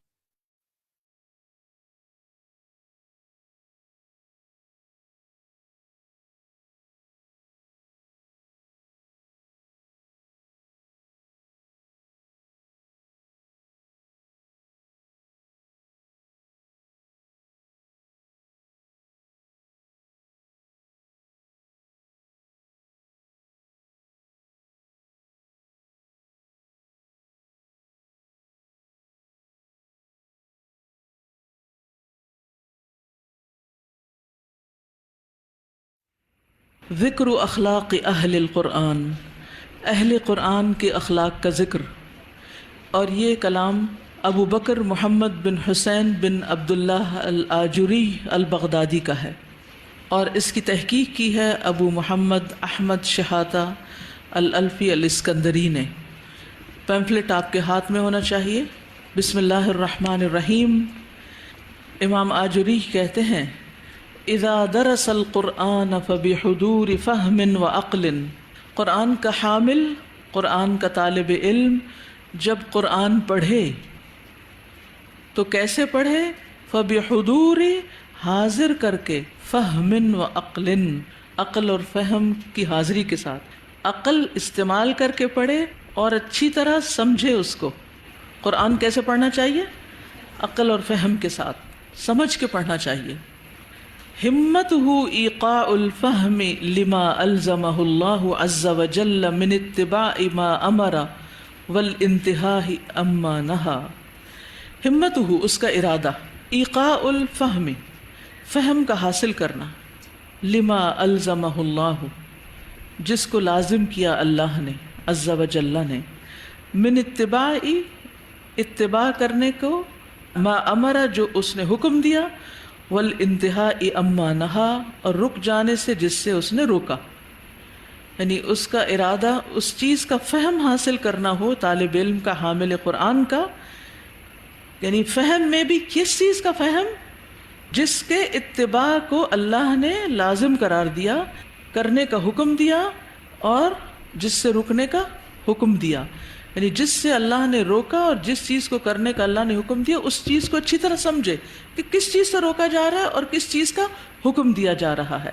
یہاں سارا فہم فوکس کرے اپنا. یعنی کرنے کے کام کیا ہیں، تھنگس ٹو ڈو کیا ہیں. عمل بالآیات پر توجہ ہونی چاہیے. لیس ہمتہ متی اختم السورہ، اس کا ارادہ یہ نہیں ہونا چاہیے کہ میں یہ سورت کب مکمل کروں گا، سورت ابس آج ہوگی کہ نہیں ہوگی، اس کی فکر چھوڑ دیں، انجوائے کریں. کبھی تو زندگی میں ایسے قرآن پڑھیں کہ سورت ختم کرنے کی کوئی فکر نہ ہو. ہمتہ متی استغنی باللہ عن غیرہ، اس کا ارادہ یہ ہونا چاہیے کہ کب میں غیر اللہ سے بے نیاز ہوں گا. یعنی اللہ پر یقین، اعتماد، توکل اتنا بڑھ جائے کہ وہ ہر معاملے میں کہے حسبی اللہ لا الہ الا ہوا علیہ توکلت وہو رب العرش العظیم. کوئی چیز جو آپ کو بادر کرے، کوئی چیز جو آپ کو غمگین کرے، کوئی چیز جو آپ کو فکر میں ڈالے، پریشان کرے کہ آج کا سبق بہت لمبا ہے، بڑا مشکل ہے، کتنی دفعہ دہرائیں گے، کیا ہوگا، چھٹیاں کب ہوں گی، باقی کام کب ہوں گے، گھر کا بھی کام رہتا ہے، بچوں کو بھی دیکھنا ہے، گروسری بھی کرنی ہے، پڑھنا بھی ہے، بہت ساری چیزیں ہیں سر پہ. تو کیا کہیں؟ حسبی اللہ لا الہ الا هو علیہ توکلت وہو رب العرش العظیم. یہ صرف محض اتفاقی کہیں، کیونکہ مجھے اب 2 سبجیکٹ تیار کرنے پڑتے ہیں نا، اور ٹائم تھوڑا ہوتا ہے صبح، اور رات کی نیند بھی کم ہوتی ہے، تو پھر تھوڑی سی فکر گھیر لیتی ہے نا کہ کام ٹھیک سے ہو جائے سارا. تو میں نے اپنے پی سی کے اوپر یہی آیت اسٹکی پہ لکھ کے حسبی اللہ لا الہ الا ہوا علیہ توکلت وہو رب العرش العظیم یاد دہانی کے لیے لگا دی کہ میں بھولوں نہیں. کیونکہ ہوتا پتہ کیا ہے، جب کاموں کی کثرت ہوتی ہے نا، جب ذمہ داریوں کے ایک ریلا آ جاتا ہے، اور جب بہت سی چیزیں مختلف سمتوں میں کرنے کی ہوتی ہیں، تو پھر انسان کو یہ کلمہ بھول جاتا ہے. مجھے بھی بھولا ہوا تھا، پھر اللہ نے یاد کرا دیا مجھے. تو میں نے کہا کہ اب میں اس کو پکڑ لوں، مضبوطی سے پکڑ لوں، جانے نہ دوں. کہ جب بھی دل گھبرانے لگے، حسبی اللہ لا الہ الا ہوا علیہ توکلت وہو رب العرش العظیم. جب آپ نے اس پہ بھروسہ کر لیا تو پھر اللہ آپ کو ضائع نہیں کرے گا. پھر آپ اپنی زندگی سے اسی وقت سے برکت پائیں گے انشاءاللہ، اور تھوڑے وقت میں بھی اللہ تعالیٰ زیادہ فائدہ پہنچا دے گا آپ سے لوگوں کو. لیکن جب ہم مشکل وقت میں صرف لوگوں کی طرف دیکھتے ہیں نا، فلاں کیوں نہیں میری مدد کرتا، اور فلاں تو میرا بھائی ہے، اس کو تو میرے کام آنا ہی چاہیے، اور یہ میری بہن ہے، اور ماں باپ کا تو فرض بنتا ہے کہ مجھے پوچھیں، اور استاد کو تو مدد کرنی ہی چاہیے، اور شوہر کو تو ہر معاملے میں ساتھ دینا چاہیے، اور سارا ماحول میرے موافق ہونا چاہیے تاکہ میں دین کی خدمت کر سکوں. تو دین کی خدمت اس طرح نہیں ہوتی. ٹھیک ہے، دین کی خدمت صرف اور صرف اللہ کے بھروسے پر ہوتی ہے. پھر اللہ لوگوں کے دلوں میں ڈالتا ہے تو وہ آپ سے تعاون کرتے ہیں. اور یاد رکھیے، اگر اللہ کسی کے دل میں نہ ڈالے تو پوری دنیا بھی مل کر اس کا دل آپ کی طرف راغب نہیں کر سکتا. اس کے پاس ڈھیروں وسائل بھی ہوں، وہ رتی برابر بھی آپ کے ساتھ تعاون نہیں کرے گا. بعض اوقات ایسا ہوتا ہے نا کہ آپ دیکھتے ہیں کہ یہ شخص اتنا ٹیلنٹڈ ہے، یہ یہاں کام آ سکتا ہے، یہ اتنا ریسورسفل ہے، اس کے پاس اتنا مال ہے، یہ یوں فائدہ دے سکتا ہے، اس کے پاس اتنی صحت طاقت ہے. کوئی نہیں کرتا جب تک کہ اللہ ان کے دلوں میں نہ ڈالے کہ وہ کریں. تو اس لیے لوگوں کی طرف دیکھنے کی بجائے اللہ کی طرف دیکھے. پھر ایسے بھی ہوتا ہے بعض اوقات کہ انسان لوگوں سے مال یا ریسورسز وغیرہ کی توقع نہیں رکھتے، بلکہ صرف انسان چاہتا ہے مورل سپورٹ مل جائے. میرے گھر والے تو ساتھ دیں نا، اگر اور کوئی نہیں، کیونکہ وہ نہیں دیں گے تو پھر میں کیسے کام کروں گی. وہ موسیٰ علیہ السلام نے بھی کہا تھا نا کہ وَاجْعَلْ لِي وَزِيرًا مِّنْ أَهْلِي. تو یہ بھی ضروری نہیں ہوتا کہ آپ کو مورل سپورٹ کہیں سے ملے. بعض اوقات آپ بالکل تنہا ہوتے ہیں. اس عورت کو یاد کر لیں جو تنہا ایک دن رات کے فاصلے سے پانی لے کر آ رہی ہے. تو کبھی آپ کو ایسا بھی کرنا پڑتا ہے کہ آپ کے ذہن کو کوئی آپ کے ڈریمز کو، آپ کے ویژن کو، آپ کے مشن کو، آپ کے سارے جو شوق ہیں زندگی میں ان کو کوئی سمجھتا ہی نہیں ہے، کسی اور کو وہ شوق ہی نہیں ہے، کسی کے اندر وہ جذبہ ہی نہیں ہے. تو پھر آپ ان سے کیا توقع رکھتے ہیں کہ وہ آپ کے لیے کیا کریں؟ کچھ نہیں کریں گے. تو پھر ایسے میں انسان کی ہمت ٹوٹنے لگتی ہے. ہمت کو نہیں جانے دینا. تو ہمت اور ارادہ کیا ہو کہ میں کب غیر اللہ سے بے نیاز ہوں گا. کیونکہ بعض اوقات ایسا بھی ہوتا ہے کہ مدد کرتے کرتے لوگ چھوڑ جاتے ہیں آپ کو عین بیچ راستے کے. کسی ٹیچر کی ٹرانسفر ہو گئی، وہ چھوڑ کے چلا گیا، گھر والوں میں سے کوئی چلا گیا کہیں، آپ چلے گئے اٹھ کے کہیں. کبھی ایسا بھی ہوتا ہے کہ آپ کسی ایسی جگہ پہ لے جا ڈالے جاتے ہیں جہاں آپ کے ساتھ کوئی بھی نہیں ہوتا. تو کیا ایسے سارے مواقع پر انسان پھر کچھ نہ کرے، بیٹھ جائے، ہمت چھوڑ دے؟ بلندیاں کیسے حاصل ہوگی؟ اللہ کا قرب کیسے حاصل ہوگا اگر غیر اللہ پر ہی انحصار کرتے رہے ہر معاملے میں؟ متی استغنی باللہ عن غیرہ. اور قرآن پڑھ کر یہ بات تو سمجھ آنی ہی چاہیے. قرآن یہی سبق تو سکھاتا ہے ہمیں، یہی تو وہ اصل فہم ہے، یہی تو وہ اصل سمجھ ہے کہ غیر اللہ سے بے نیاز ہونا ہے. ہر چیز ہی اللہ کے سوا اس میں آ جاتی، چاہے وہ کوئی کتنا ہی بڑا کیوں نہ ہو. متی اکون من المتقین. میں کب بنوں گا متقین میں سے؟ میرا شمار متقین میں سے کب ہوگا؟ کیونکہ ابھی میں نے بتایا تھا نا کہ تقوی ظاہر باطن، کھلے چھپے، لوگوں کے سامنے، لوگوں کے علاوہ، ہر موقع پر صرف اللہ سے ڈر کے صحیح رہنا.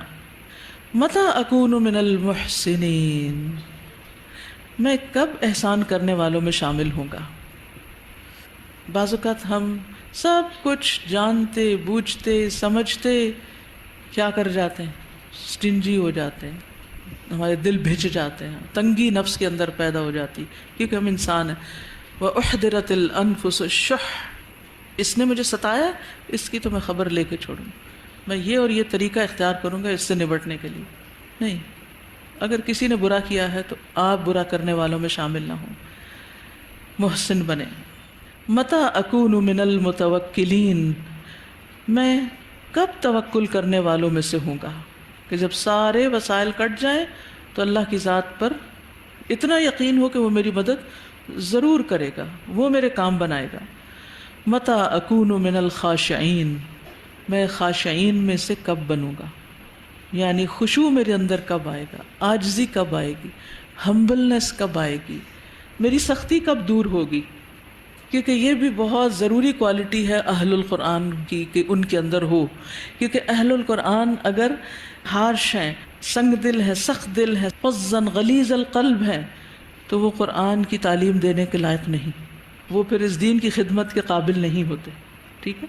تو حامل قرآن کو نرم دل ہونا چاہیے، اس کے اندر عاجزی ہونی چاہیے، خشوع ہونا چاہیے.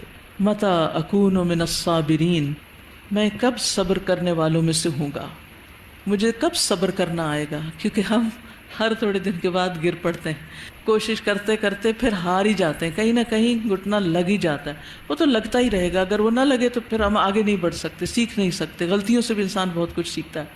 لیکن جسٹیفائی نہ کرے اپنے آپ کو، اپنی بے صبری پر اپنے آپ کو دلائل نہ دے اور اپنے آپ کو تسلی نہ دے کہ کوئی بات نہیں، تمہارے ساتھ زیادتی ہوئی ہے اس لیے تمہارا حق بنتا تھا کہ تم یہ سب کچھ کرو.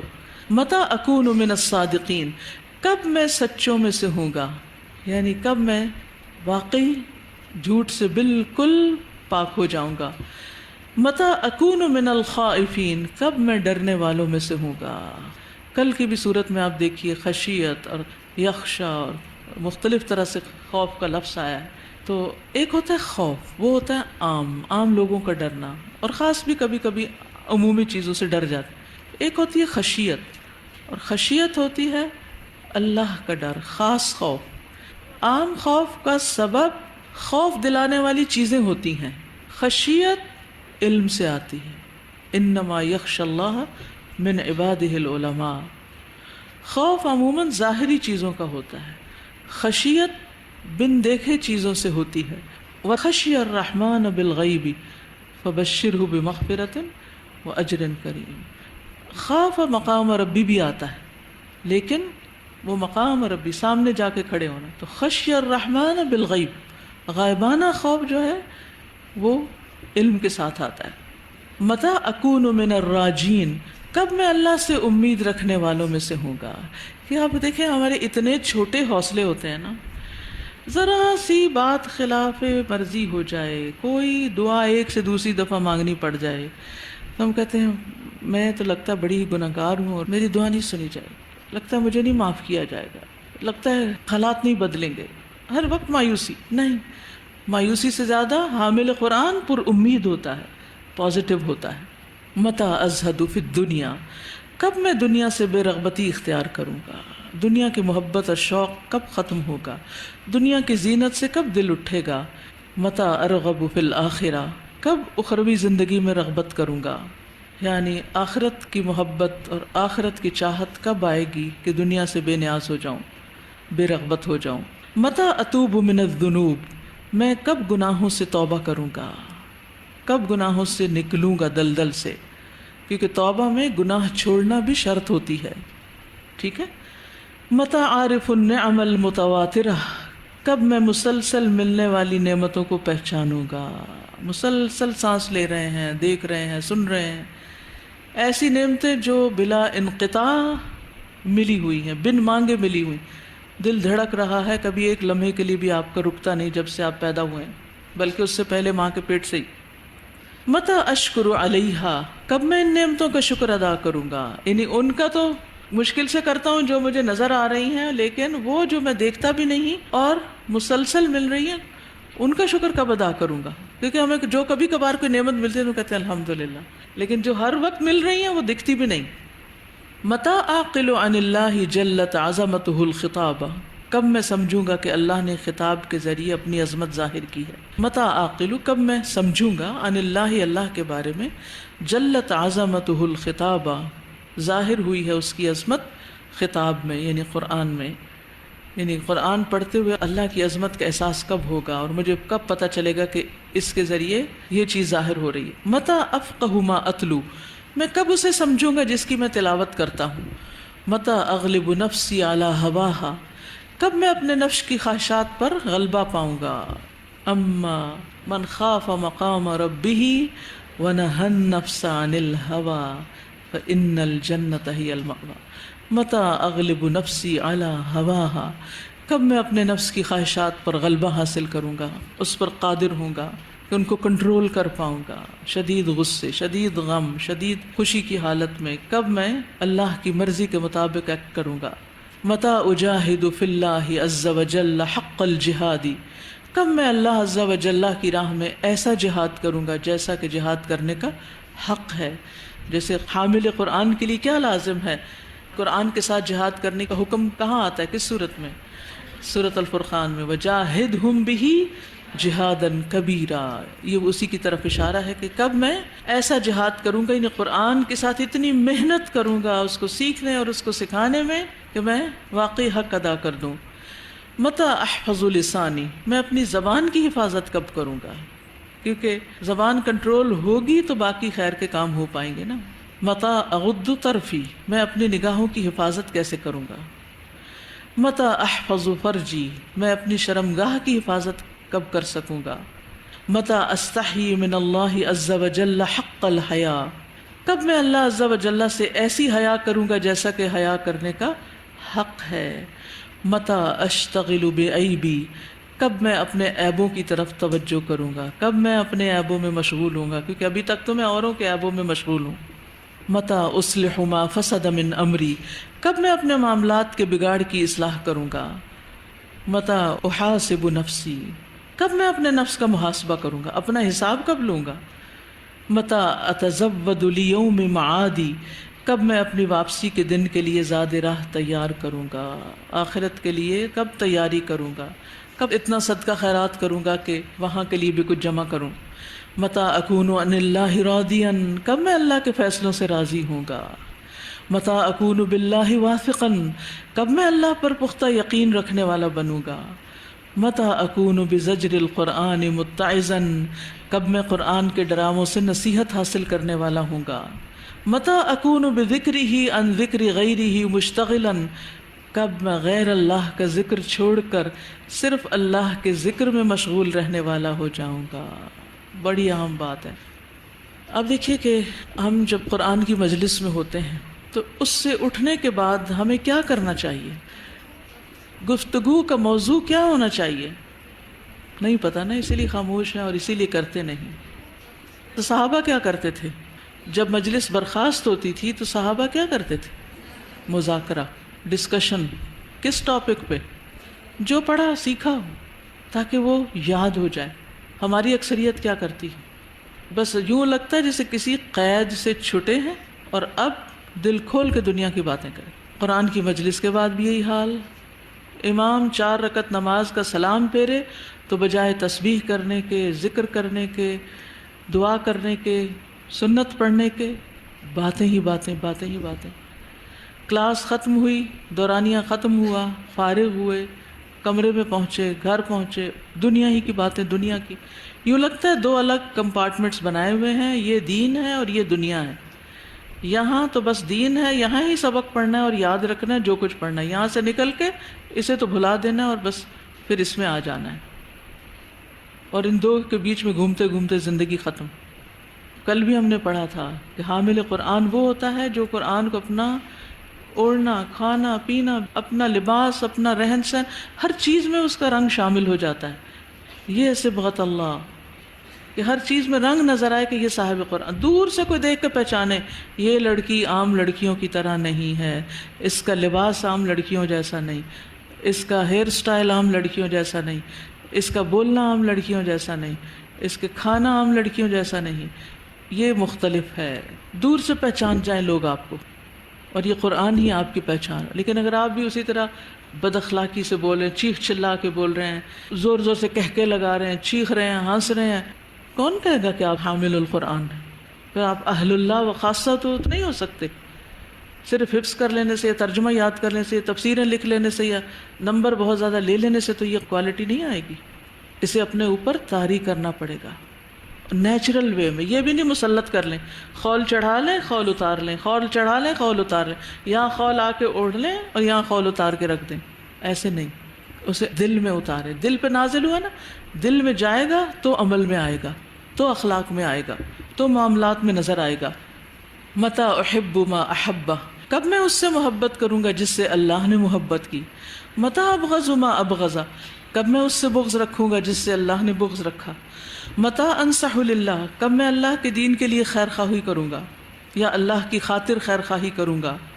متی اخلص لہ عملی، کب میں اس کے لیے اپنا عمل خالص کروں گا. متی اقصر عملی، کب میں اپنی تمناؤں کو کم کروں گا. متی اتأہب لیوم موتی وقد غیب انی اجلی، کب میں اپنی موت کے دن کے لیے تیاری کروں گا حالانکہ مجھ سے میری موت کا وقت چھپا کر رکھا گیا، کسی وقت بھی سامنے آ سکتا ہے. تو اللہ تعالیٰ سے دعا کرتے ہیں کہ اللہ تعالیٰ ہمیں حامل قرآن بنا دے. چلیے آگے چلتے ہیں. سورۃ عبسہ مکی سورت ہے. عبسہ وتولی، وہ تر شروع ہوا اور منہ موڑ لیا. ان جاءہ الاعمی، کہ آیا اس کے پاس ایک نابینا. عبس یعبس، عابس ماتھے پہ بل ڈالنا، اسی سے لفظ عباس بھی ہے. وتولی، اور منہ موڑ لیا، منہ پھیر لیا. ان جاءہ الاعمی، اس بنا پر، اس وجہ سے کہ آیا اس کے پاس ایک نابینا. امیون سے اعمی، اشارہ ہے رسول اللہ صلی اللہ علیہ وسلم کی طرف. حضرت عائشہ کہتی ہیں کہ سورۃ عبس وتولی عبداللہ بن ام مکتوم نابینا کے سلسلے میں نازل ہوئی. وہ رسول اللہ صلی اللہ علیہ وسلم کے پاس آ کر کہنے لگے، اے اللہ کے رسول، مجھے واعظ اور نصیحت فرمائیے. اس وقت رسول اللہ صلی اللہ علیہ وسلم کے پاس مشرکین کے اکابرین میں سے کوئی بڑا شخص موجود تھا. تو رسول اللہ صلی اللہ علیہ وسلم ان سے اعراض برتنے لگے اور اس مشرک کی طرف توجہ فرماتے رہے اور اس سے کہتے رہے، میں جو تمہیں کہہ رہا ہوں کیا تم اس میں کوئی حرج پا رہے ہو؟ وہ کہتا کہ نہیں. تو اس سلسلے میں یہ آیات نازل کی گئیں. ایک طرف مشرکین عرب میں سے ایک بڑا شخص ہے جس کو آپ صلی اللہ علیہ وسلم بار بار سمجھا رہے ہیں اور وہ مان کے نہیں دے رہا جبکہ اسے بات سمجھ بھی آ جاتی ہے. دوسری طرف عین اسی وقت جب آپ اتنے اہم کام میں مصروف ہیں تو ایک نابینا شخص آتا ہے اور بہت جینوئنلی اپنے تزکیے کے لیے اور اپنی آخرت سنوارنے کے لیے بھلائی کی بات سیکھنے کے لیے آپ سے سوال کرتا ہے. چونکہ وہ دیکھ نہیں سکتا اس لیے اس کو نہیں پتا کہ آپ کس کام میں مصروف ہیں. آپ صلی اللہ علیہ وسلم کو اس وقت ان کی یہ مداخلت کچھ ناگوار گزرتی ہے. بہت نیچرل سا ری ایکشن ہے. کبھی آپ کوئی ضروری کال کر رہے ہوتے ہیں تو آپ کا بچہ آ کر آپ کو کھینچنے لگتا ہے تو اس وقت کیسے خبر لیتے ہیں آپ اس کے ساتھ کیا معاملہ کرتے ہیں. کسی بھی موقع پر جب آپ کو بہت امپورٹنٹ کام کر رہے ہوں اور کوئی اور بیچ میں انٹرپٹ کر دے تو آپ کو خوب غصہ آتا ہے. آپ نے کوئی غصہ نہیں کیا لیکن تھوڑا سا آپ کے ماتھے پہ بل آ گئے، یعنی نیچرل ہوتا ہے نا ایک دم ماتھے پہ بل آنا. لیکن اللہ سبحانہ وتعالیٰ کو آپ کے اخلاق عظیم اور مقام عظیم کی وجہ سے آپ کے ماتھے کے یہ بل اور آپ کی تھوڑی سی یہ روگردانی پسند نہ آئی تو اللہ سبحانہ وتعالیٰ نے اصلاح فرما دی، آیات نازل کر دی. اور یہ آیات بذات خود اس بات کی دلیل ہیں کہ یہ قرآن اللہ کا نازل کردہ ہے، کیونکہ یہ آیات آپ سے متعلق تھیں، آپ کے ایک رویے سے متعلق تھیں. اگر آپ قرآن لکھنے والے ہوتے تو یہ آیات اس میں سے نکال دیتے، لیکن یہ قیامت تک پڑھی جا رہی ہیں. اور اس میں بھی بڑی خیر ہے کہ اللہ سبحانہ وتعالیٰ نے ان آیات کے ذریعے بتا دیا کہ توجہ کے قابل کون ہے اور کون امپورٹنٹ نہیں ہے. ایک شخص جس کے پاس بہت دنیا ہو سکتی ہے اس کا اسلام قبول کرنا بہت بڑے فائدے کا ہو سکتا ہے، لیکن کبھی اس سے بھی زیادہ اہم ایک ایسا شخص ہو سکتا ہے کہ جو صرف اپنے تزکیے کے لیے اور جینوئنلی ہدایت کی راہ اختیار کرنا چاہے، خواہ اس کا دنیاوی اعتبار سے کوئی سٹیٹس نہ ہو. جہاں اصلاح کا انداز بھی بڑا خوبصورت ہے. اللہ سبحانہ وتعالیٰ یہ نہیں فرماتے کہ آپ نے ایسے کیا اور ایسے کیا، فرمایا عبس وتولی، اس نے ایسا کیا اور ایسا کیا، صیغہ غائب. اور اس وجہ سے بھی کہ آپ نیک نیتی سے جو کر رہے تھے اس میں آپ معذور تھے، لیکن اللہ سبحانہ وتعالیٰ کی نظر میں آپ کا یہ رویہ درست نہ تھا، اس لیے آیات نازل فرمائیں. وما یدریک لعلہ یزکا، اور کیا چیز بتائے آپ کو، سمجھائے آپ کو شاید کہ وہ پاکیزگی حاصل کرتا. کون؟ ابن ام مکتوم، عبداللہ بن ام مکتوم، حضرت خدیجہ کے پھوپھی زاد بھائی تھے. یہ سابقون الاولون میں سے تھے، بہت پہلے اسلام لے آئے تھے. کہ اگر آپ ان کی طرف توجہ دیتے تو وہ تزکیہ کرتے اپنا. او یذکروا، یا نصیحت کی بات یاد کرتا، غور و فکر کرتا، نصیحت لیتا. فتنفعہ الذکریٰ، تو فائدہ دیتی اس کو نصیحت. یعنی ایک شخص لینے کو تیار ہے اور وہ مشکل سے یہاں تک پہنچا ہے اور وہ آپ سے فائدہ اٹھانا چاہتا ہے اور جو سیکھتا ہے اس سے اس کو فائدہ ہو سکتا ہے، تو اس کو آپ نے توجہ نہیں دی. اس کے برعکس اما من استغنا، وہ جو بے پرواہی برتتا ہے، لاپرواہی اختیار کرتا ہے، اپنے جاہ اور مال کی وجہ سے توجہ نہیں دیتا، دین کی طرف آنا نہیں چاہتا. فأنت لہ تصدی، تو آپ اس کی فکر کرتے ہیں، اس کے در پہ ہیں، اس کی طرف متوجہ ہیں، اس کی بات سنتے ہیں یا اس کو سمجھا رہے ہیں. تصدیٰ کا لفظ ہے نا، اسی سے صدا بھی ہے جو ہمارے آواز یا باز گشت کے لیے ہوتا ہے نا، صدائے باز گشت، ایکو جس کو کہتے ہیں. تو اس کے بعد جو لام صلے کا ہے یہ ضروری ہے کہ آپ اس کی آواز پہ کان دھر رہے ہیں. وما علیک الا یزکا، اور آپ کے ذمہ نہیں کہ نہ وہ پاکیزہ بنے. اگر آپ کے سمجھانے کے باوجود بھی یہ نہیں سمجھ رہا تو آپ کی ذمہ داری ختم ہے. اب آپ اس کی طرف توجہ کیجئے جو واقعی یزکا ہے، یہاں بھی یزکا ہے اور یہاں بھی یزکا، یہاں یزکا اور یہاں اللہ یزکا. ایک پاکیزگی اختیار کرنا چاہتا ہے اور ایک نہیں کرنا چاہتا، ایک حق کو قبول کرنا چاہتا ہے اور ایک نہیں کرنا چاہتا. تو آپ کے نزدیک سب سے زیادہ توجہ کے لائق کون ہے؟ جو پاکیزگی اختیار کرنا چاہتا ہے، حق کو قبول کرنا چاہتا ہے. وَأَمَّا مَنْ جَاءَكَ يَسْعَىٰ، اور رہا وہ جو آیا آپ کے پاس دوڑتا ہوا، کوشش کر کے، شوق سے، محبت سے. وَهُوَ يَخْشَىٰ، اور وہ ڈر رہا ہے، اور وہ ڈرتا بھی ہے، اس کے اندر خشیت بھی ہے، اس لیے آیا ہے. یعنی اس کا ڈر اس کو یہاں لے کر آیا ہے کہ وہ اپنی مزید اصلاح کرے، مزید کچھ سیکھے، مزید کچھ حاصل کرے. فَأَنْتَ عَنْهُ تَلَهَّىٰ، تو آپ اس سے بے رخی برتتے ہیں، لاپرواہی برتتے ہیں، تغافل برتتے ہیں، آپ اس کو اگنور کرتے ہیں، یعنی اس کو چھوڑ کر دوسری طرف مشغول ہیں. تلہا کا لفظ جو ہے یہ لہو سے ہے، لہی یلہا سے. لہو کہتے ہیں کسی اور چیز میں وقت گزارنا، مشغول ہونا، اس کے ساتھ صلہ ان ہو، جیسے اس کے شروع میں آیا ان ہو تلہا، تو معنی ہوتا ہے تغافل برتنا، کسی کو اگنور کرنا. تو آپ ایک نابینا شخص کو جو پاکیزگی حاصل کرنا چاہتا ہے، اللہ سے ڈرتا ہے، دوڑ دوڑ کے آپ کے پاس آ رہا ہے، خود توجہ کر رہا ہے، آپ اس سے منہ موڑ رہے ہیں، اس سے غفلت برت رہے ہیں. تو ایک داعی دین کے لیے کتنا ضروری ہے کہ وہ اس چیز کو پہچانے کہ کون سیکھنے کا شوق رکھتا ہے اور وہ زیادہ توجہ کے قابل ہے، خواہ اس کا بیک گراؤنڈ بہت ہمبل ہے، اور کون صرف وقت پاس کرنے کے لیے آتا ہے. اور دین کی دعوت سب کے لیے ہے، کوئی بڑا ہو، چھوٹا ہو، امیر ہو، غریب ہو، کوئی بھی ہو، کسی کو بھی نہ نہیں کرنی، سب کے لیے دروازے کھلے رکھنے ہیں. ڈپینڈ کرتا ہے کہ اس کا شوق کتنا ہے. کلا، ہرگز نہیں، انہا تذکرہ، یہ تو ایک نصیحت ہے.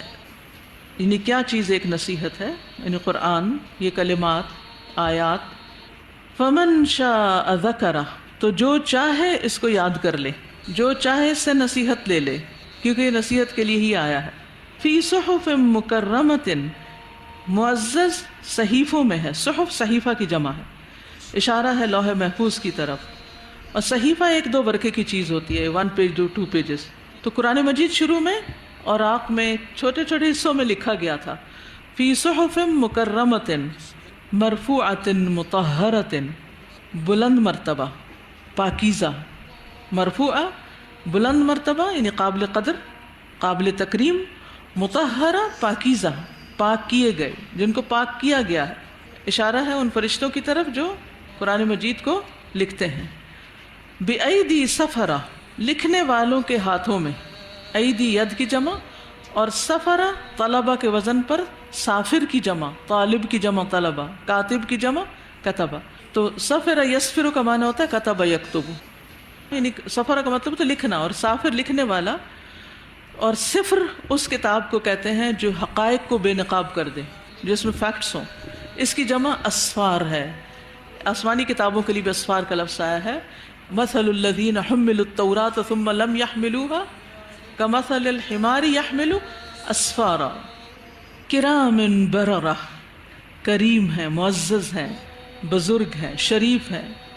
کریم کی جمع کرام ہیں، بررہ نیکوکار ہیں. بر کی جمع، اس کی جمع ابرار بھی ہوتی ہے، یعنی معزز ہیں اور بالکل نیک ہیں، یعنی انہوں نے کبھی کوئی گناہ نہیں کیا. ان کے ہاتھوں میں ہے یہ قرآن جس میں یہ سب نصیحتیں ہیں. اتنا عظیم قرآن ہے، کچھ لوگ قدر کیوں نہیں کرتے اس کی.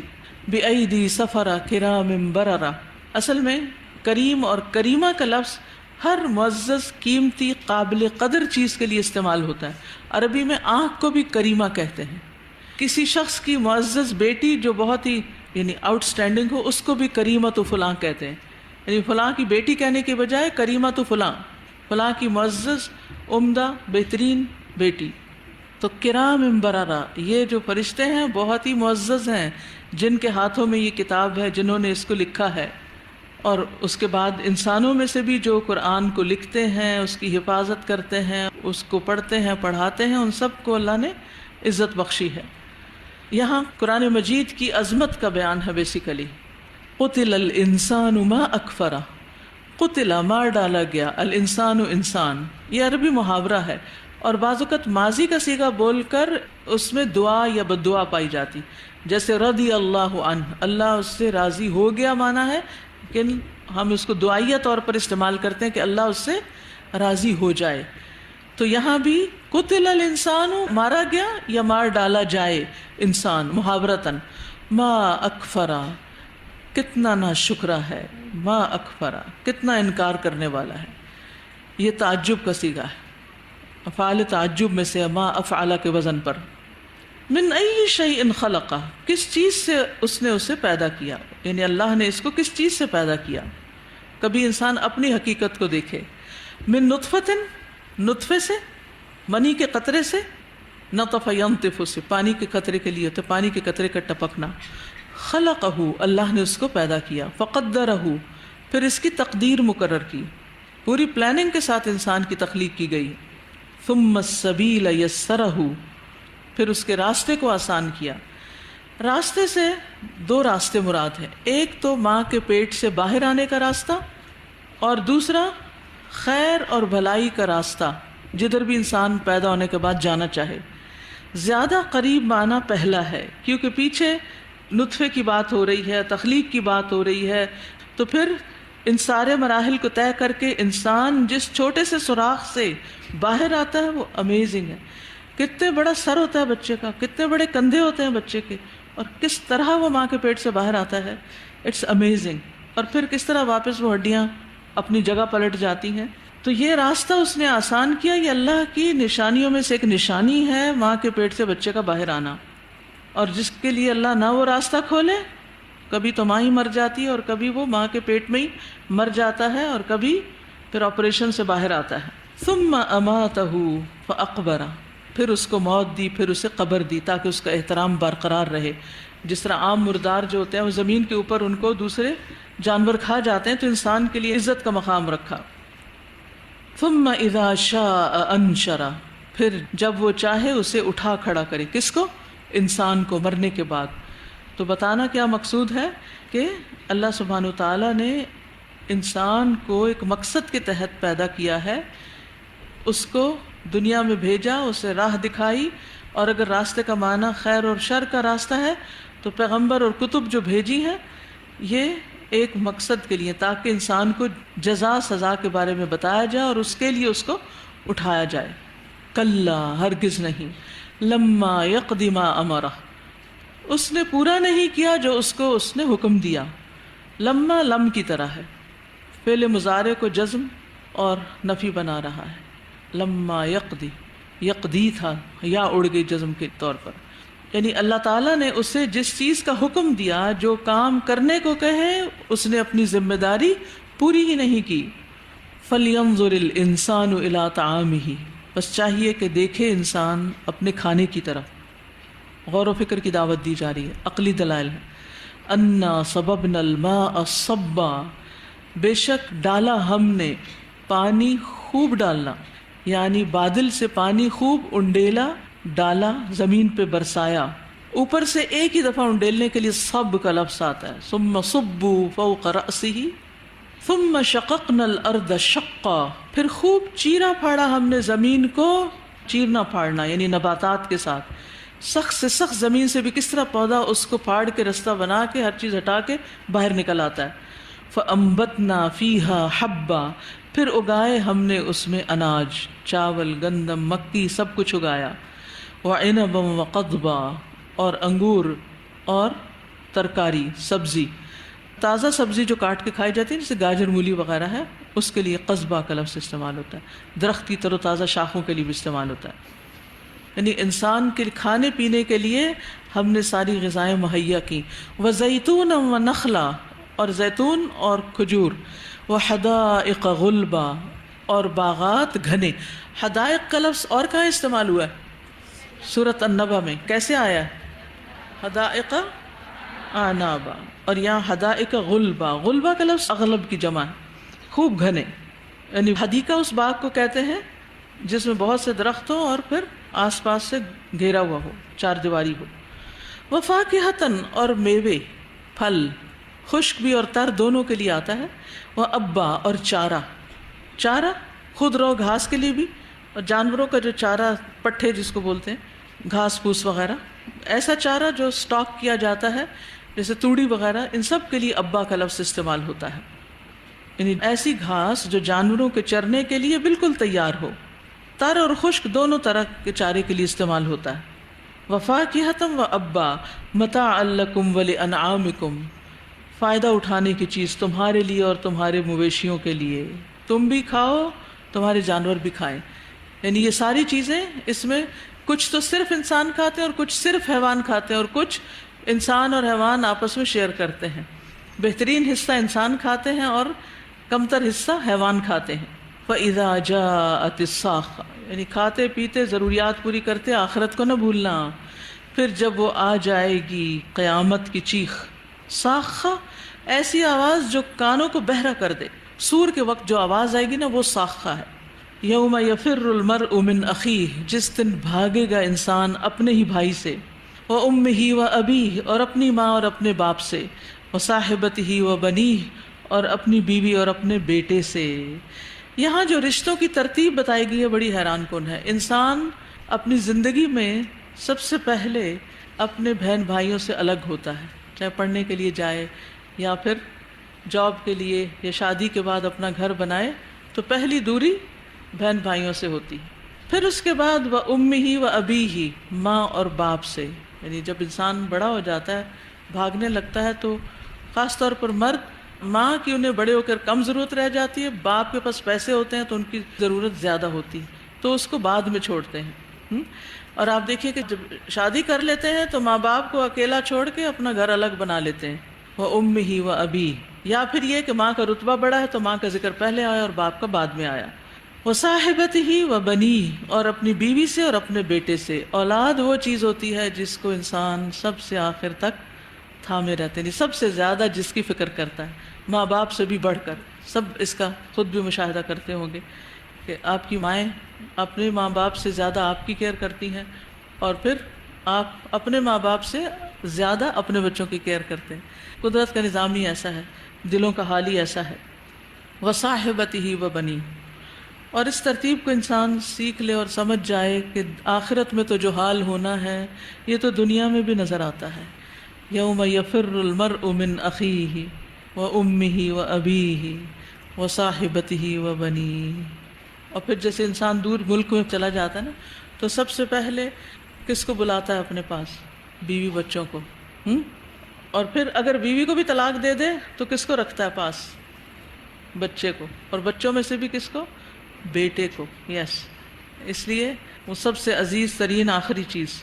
لِكُلِّ امْرِئٍ مِّنْهُمْ يَوْمَئِذٍ شَأْنٌ يُغْنِيهِ، ہر انسان کے لیے ان میں سے اس دن ایسی حالت ہوگی، شأنٌ ایک ایسی حالت، ایسا افیئر ہوگا اس کا، یغنیہ جو اسے دوسرے سے بے پرواہ کر دے گا۔ غنی وہ شخص ہوتا ہے جسے کسی دوسرے کی ضرورت نہ ہو، یعنی اس کو اپنا حال ایسا مشغول کر دے گا کہ دوسروں کی خبر لینے کا اس کو ہوش ہی نہیں ہوگا۔ اپنی حالت کی مشغولیت دوسروں سے غافل کر دے گی، بے پرواہ کر دے گی۔ رسول اللہ صلی اللہ علیہ وسلم نے فرمایا قیامت کے دن جب لوگوں کو اٹھایا جائے گا تو وہ ننگے بدن، ننگے پاؤں، بغیر ختنے کے ہوں گے، ان کا پسینہ ان کو لگام ڈالے گا اور ان کے کانوں کی لو تک پہنچ جائے گا۔ سودا رضی اللہ عنہ کہتی ہے میں نے کہا اللہ کے رسول، ہائے شرم گاہیں نظر آئیں گی، لوگ ایک دوسرے کو دیکھیں گے؟ آپ نے فرمایا ایسا کرنے سے لوگ مشغول ہوں گے۔ پھر آپ نے یہی آیت تلاوت فرمائی یوم یفر المرء من اخیہ، آخر تک۔ وجوہ یومئذ مسفرہ، کچھ چہرے اس دن روشن ہوں گے، خوش ہوں گے، چمکتے ہوں گے۔ ضاحکۃ مستبشرہ، ہنستے مسکراتے، خوش، مستبشرہ خوش، خوشیاں مناتے۔ ووجوہ یومئذ علیہا غبرہ، اور کچھ چہرے اس دن ان پر غبار ہوگا۔ خوش کون ہوں گے؟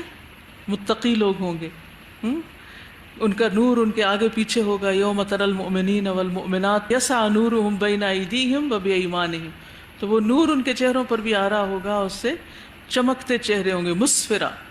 اور ضاحکۃ مستبشرہ ولقاہم نضرۃ وسرورا، مگر کچھ چہرے اس دن غبار آلود ہوں گے، ان پہ مٹی پڑی ہوئی ہوگی، دھول زدہ ہوں گے، لوگ اپنے چہروں سے پہچان لیے جائیں گے۔ یعرف المجرمون بسیماہم ویؤخذ بالنواصی والاقدام، ترہقها قطرہ، ان پر ذلت چھا رہی ہوگی۔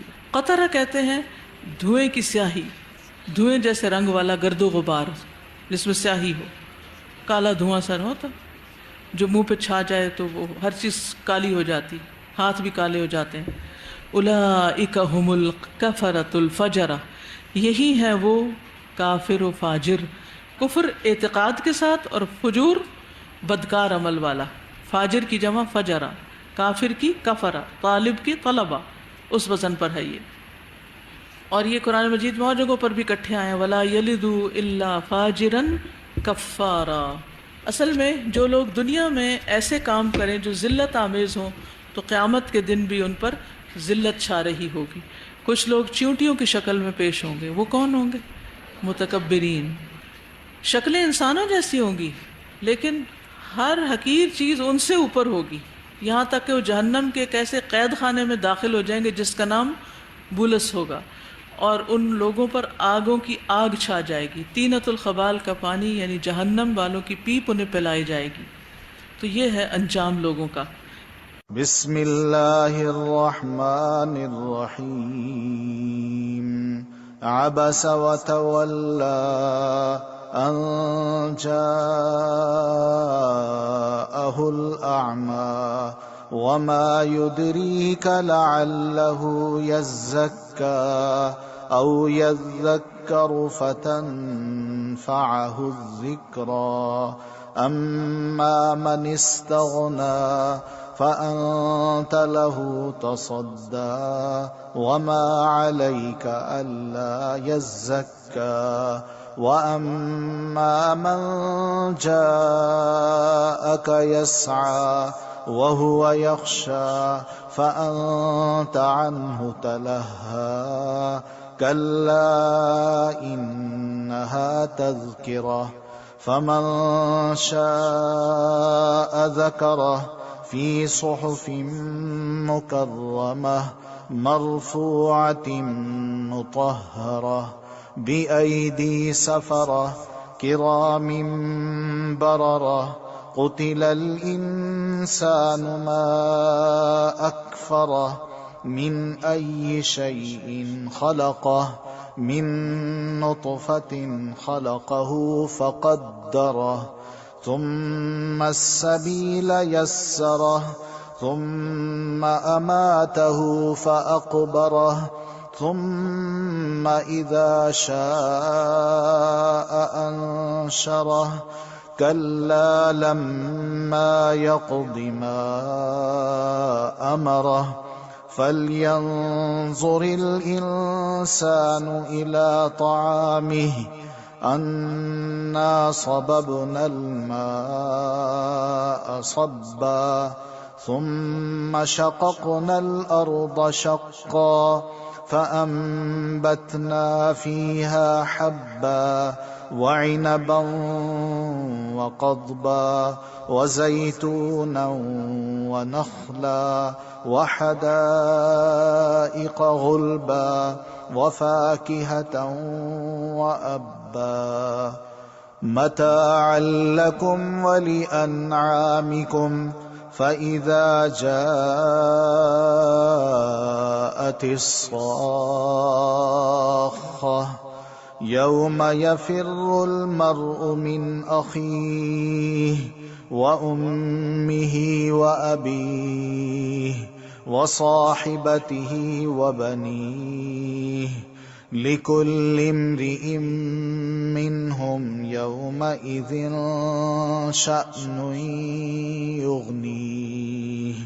وجوه يومئذ مسفرة ضاحكة مستبشرة ووجوه يومئذ عليها غبرة ترهقها قترة أولئك هم الكفرة الفجرة. وآخر دعوانا أن الحمد لله رب العالمين. سبحانك اللهم وبحمدك أشهد أن لا إله إلا أنت أستغفرك وأتوب إليك. السلام علیکم ورحمۃ اللہ وبرکاتہ.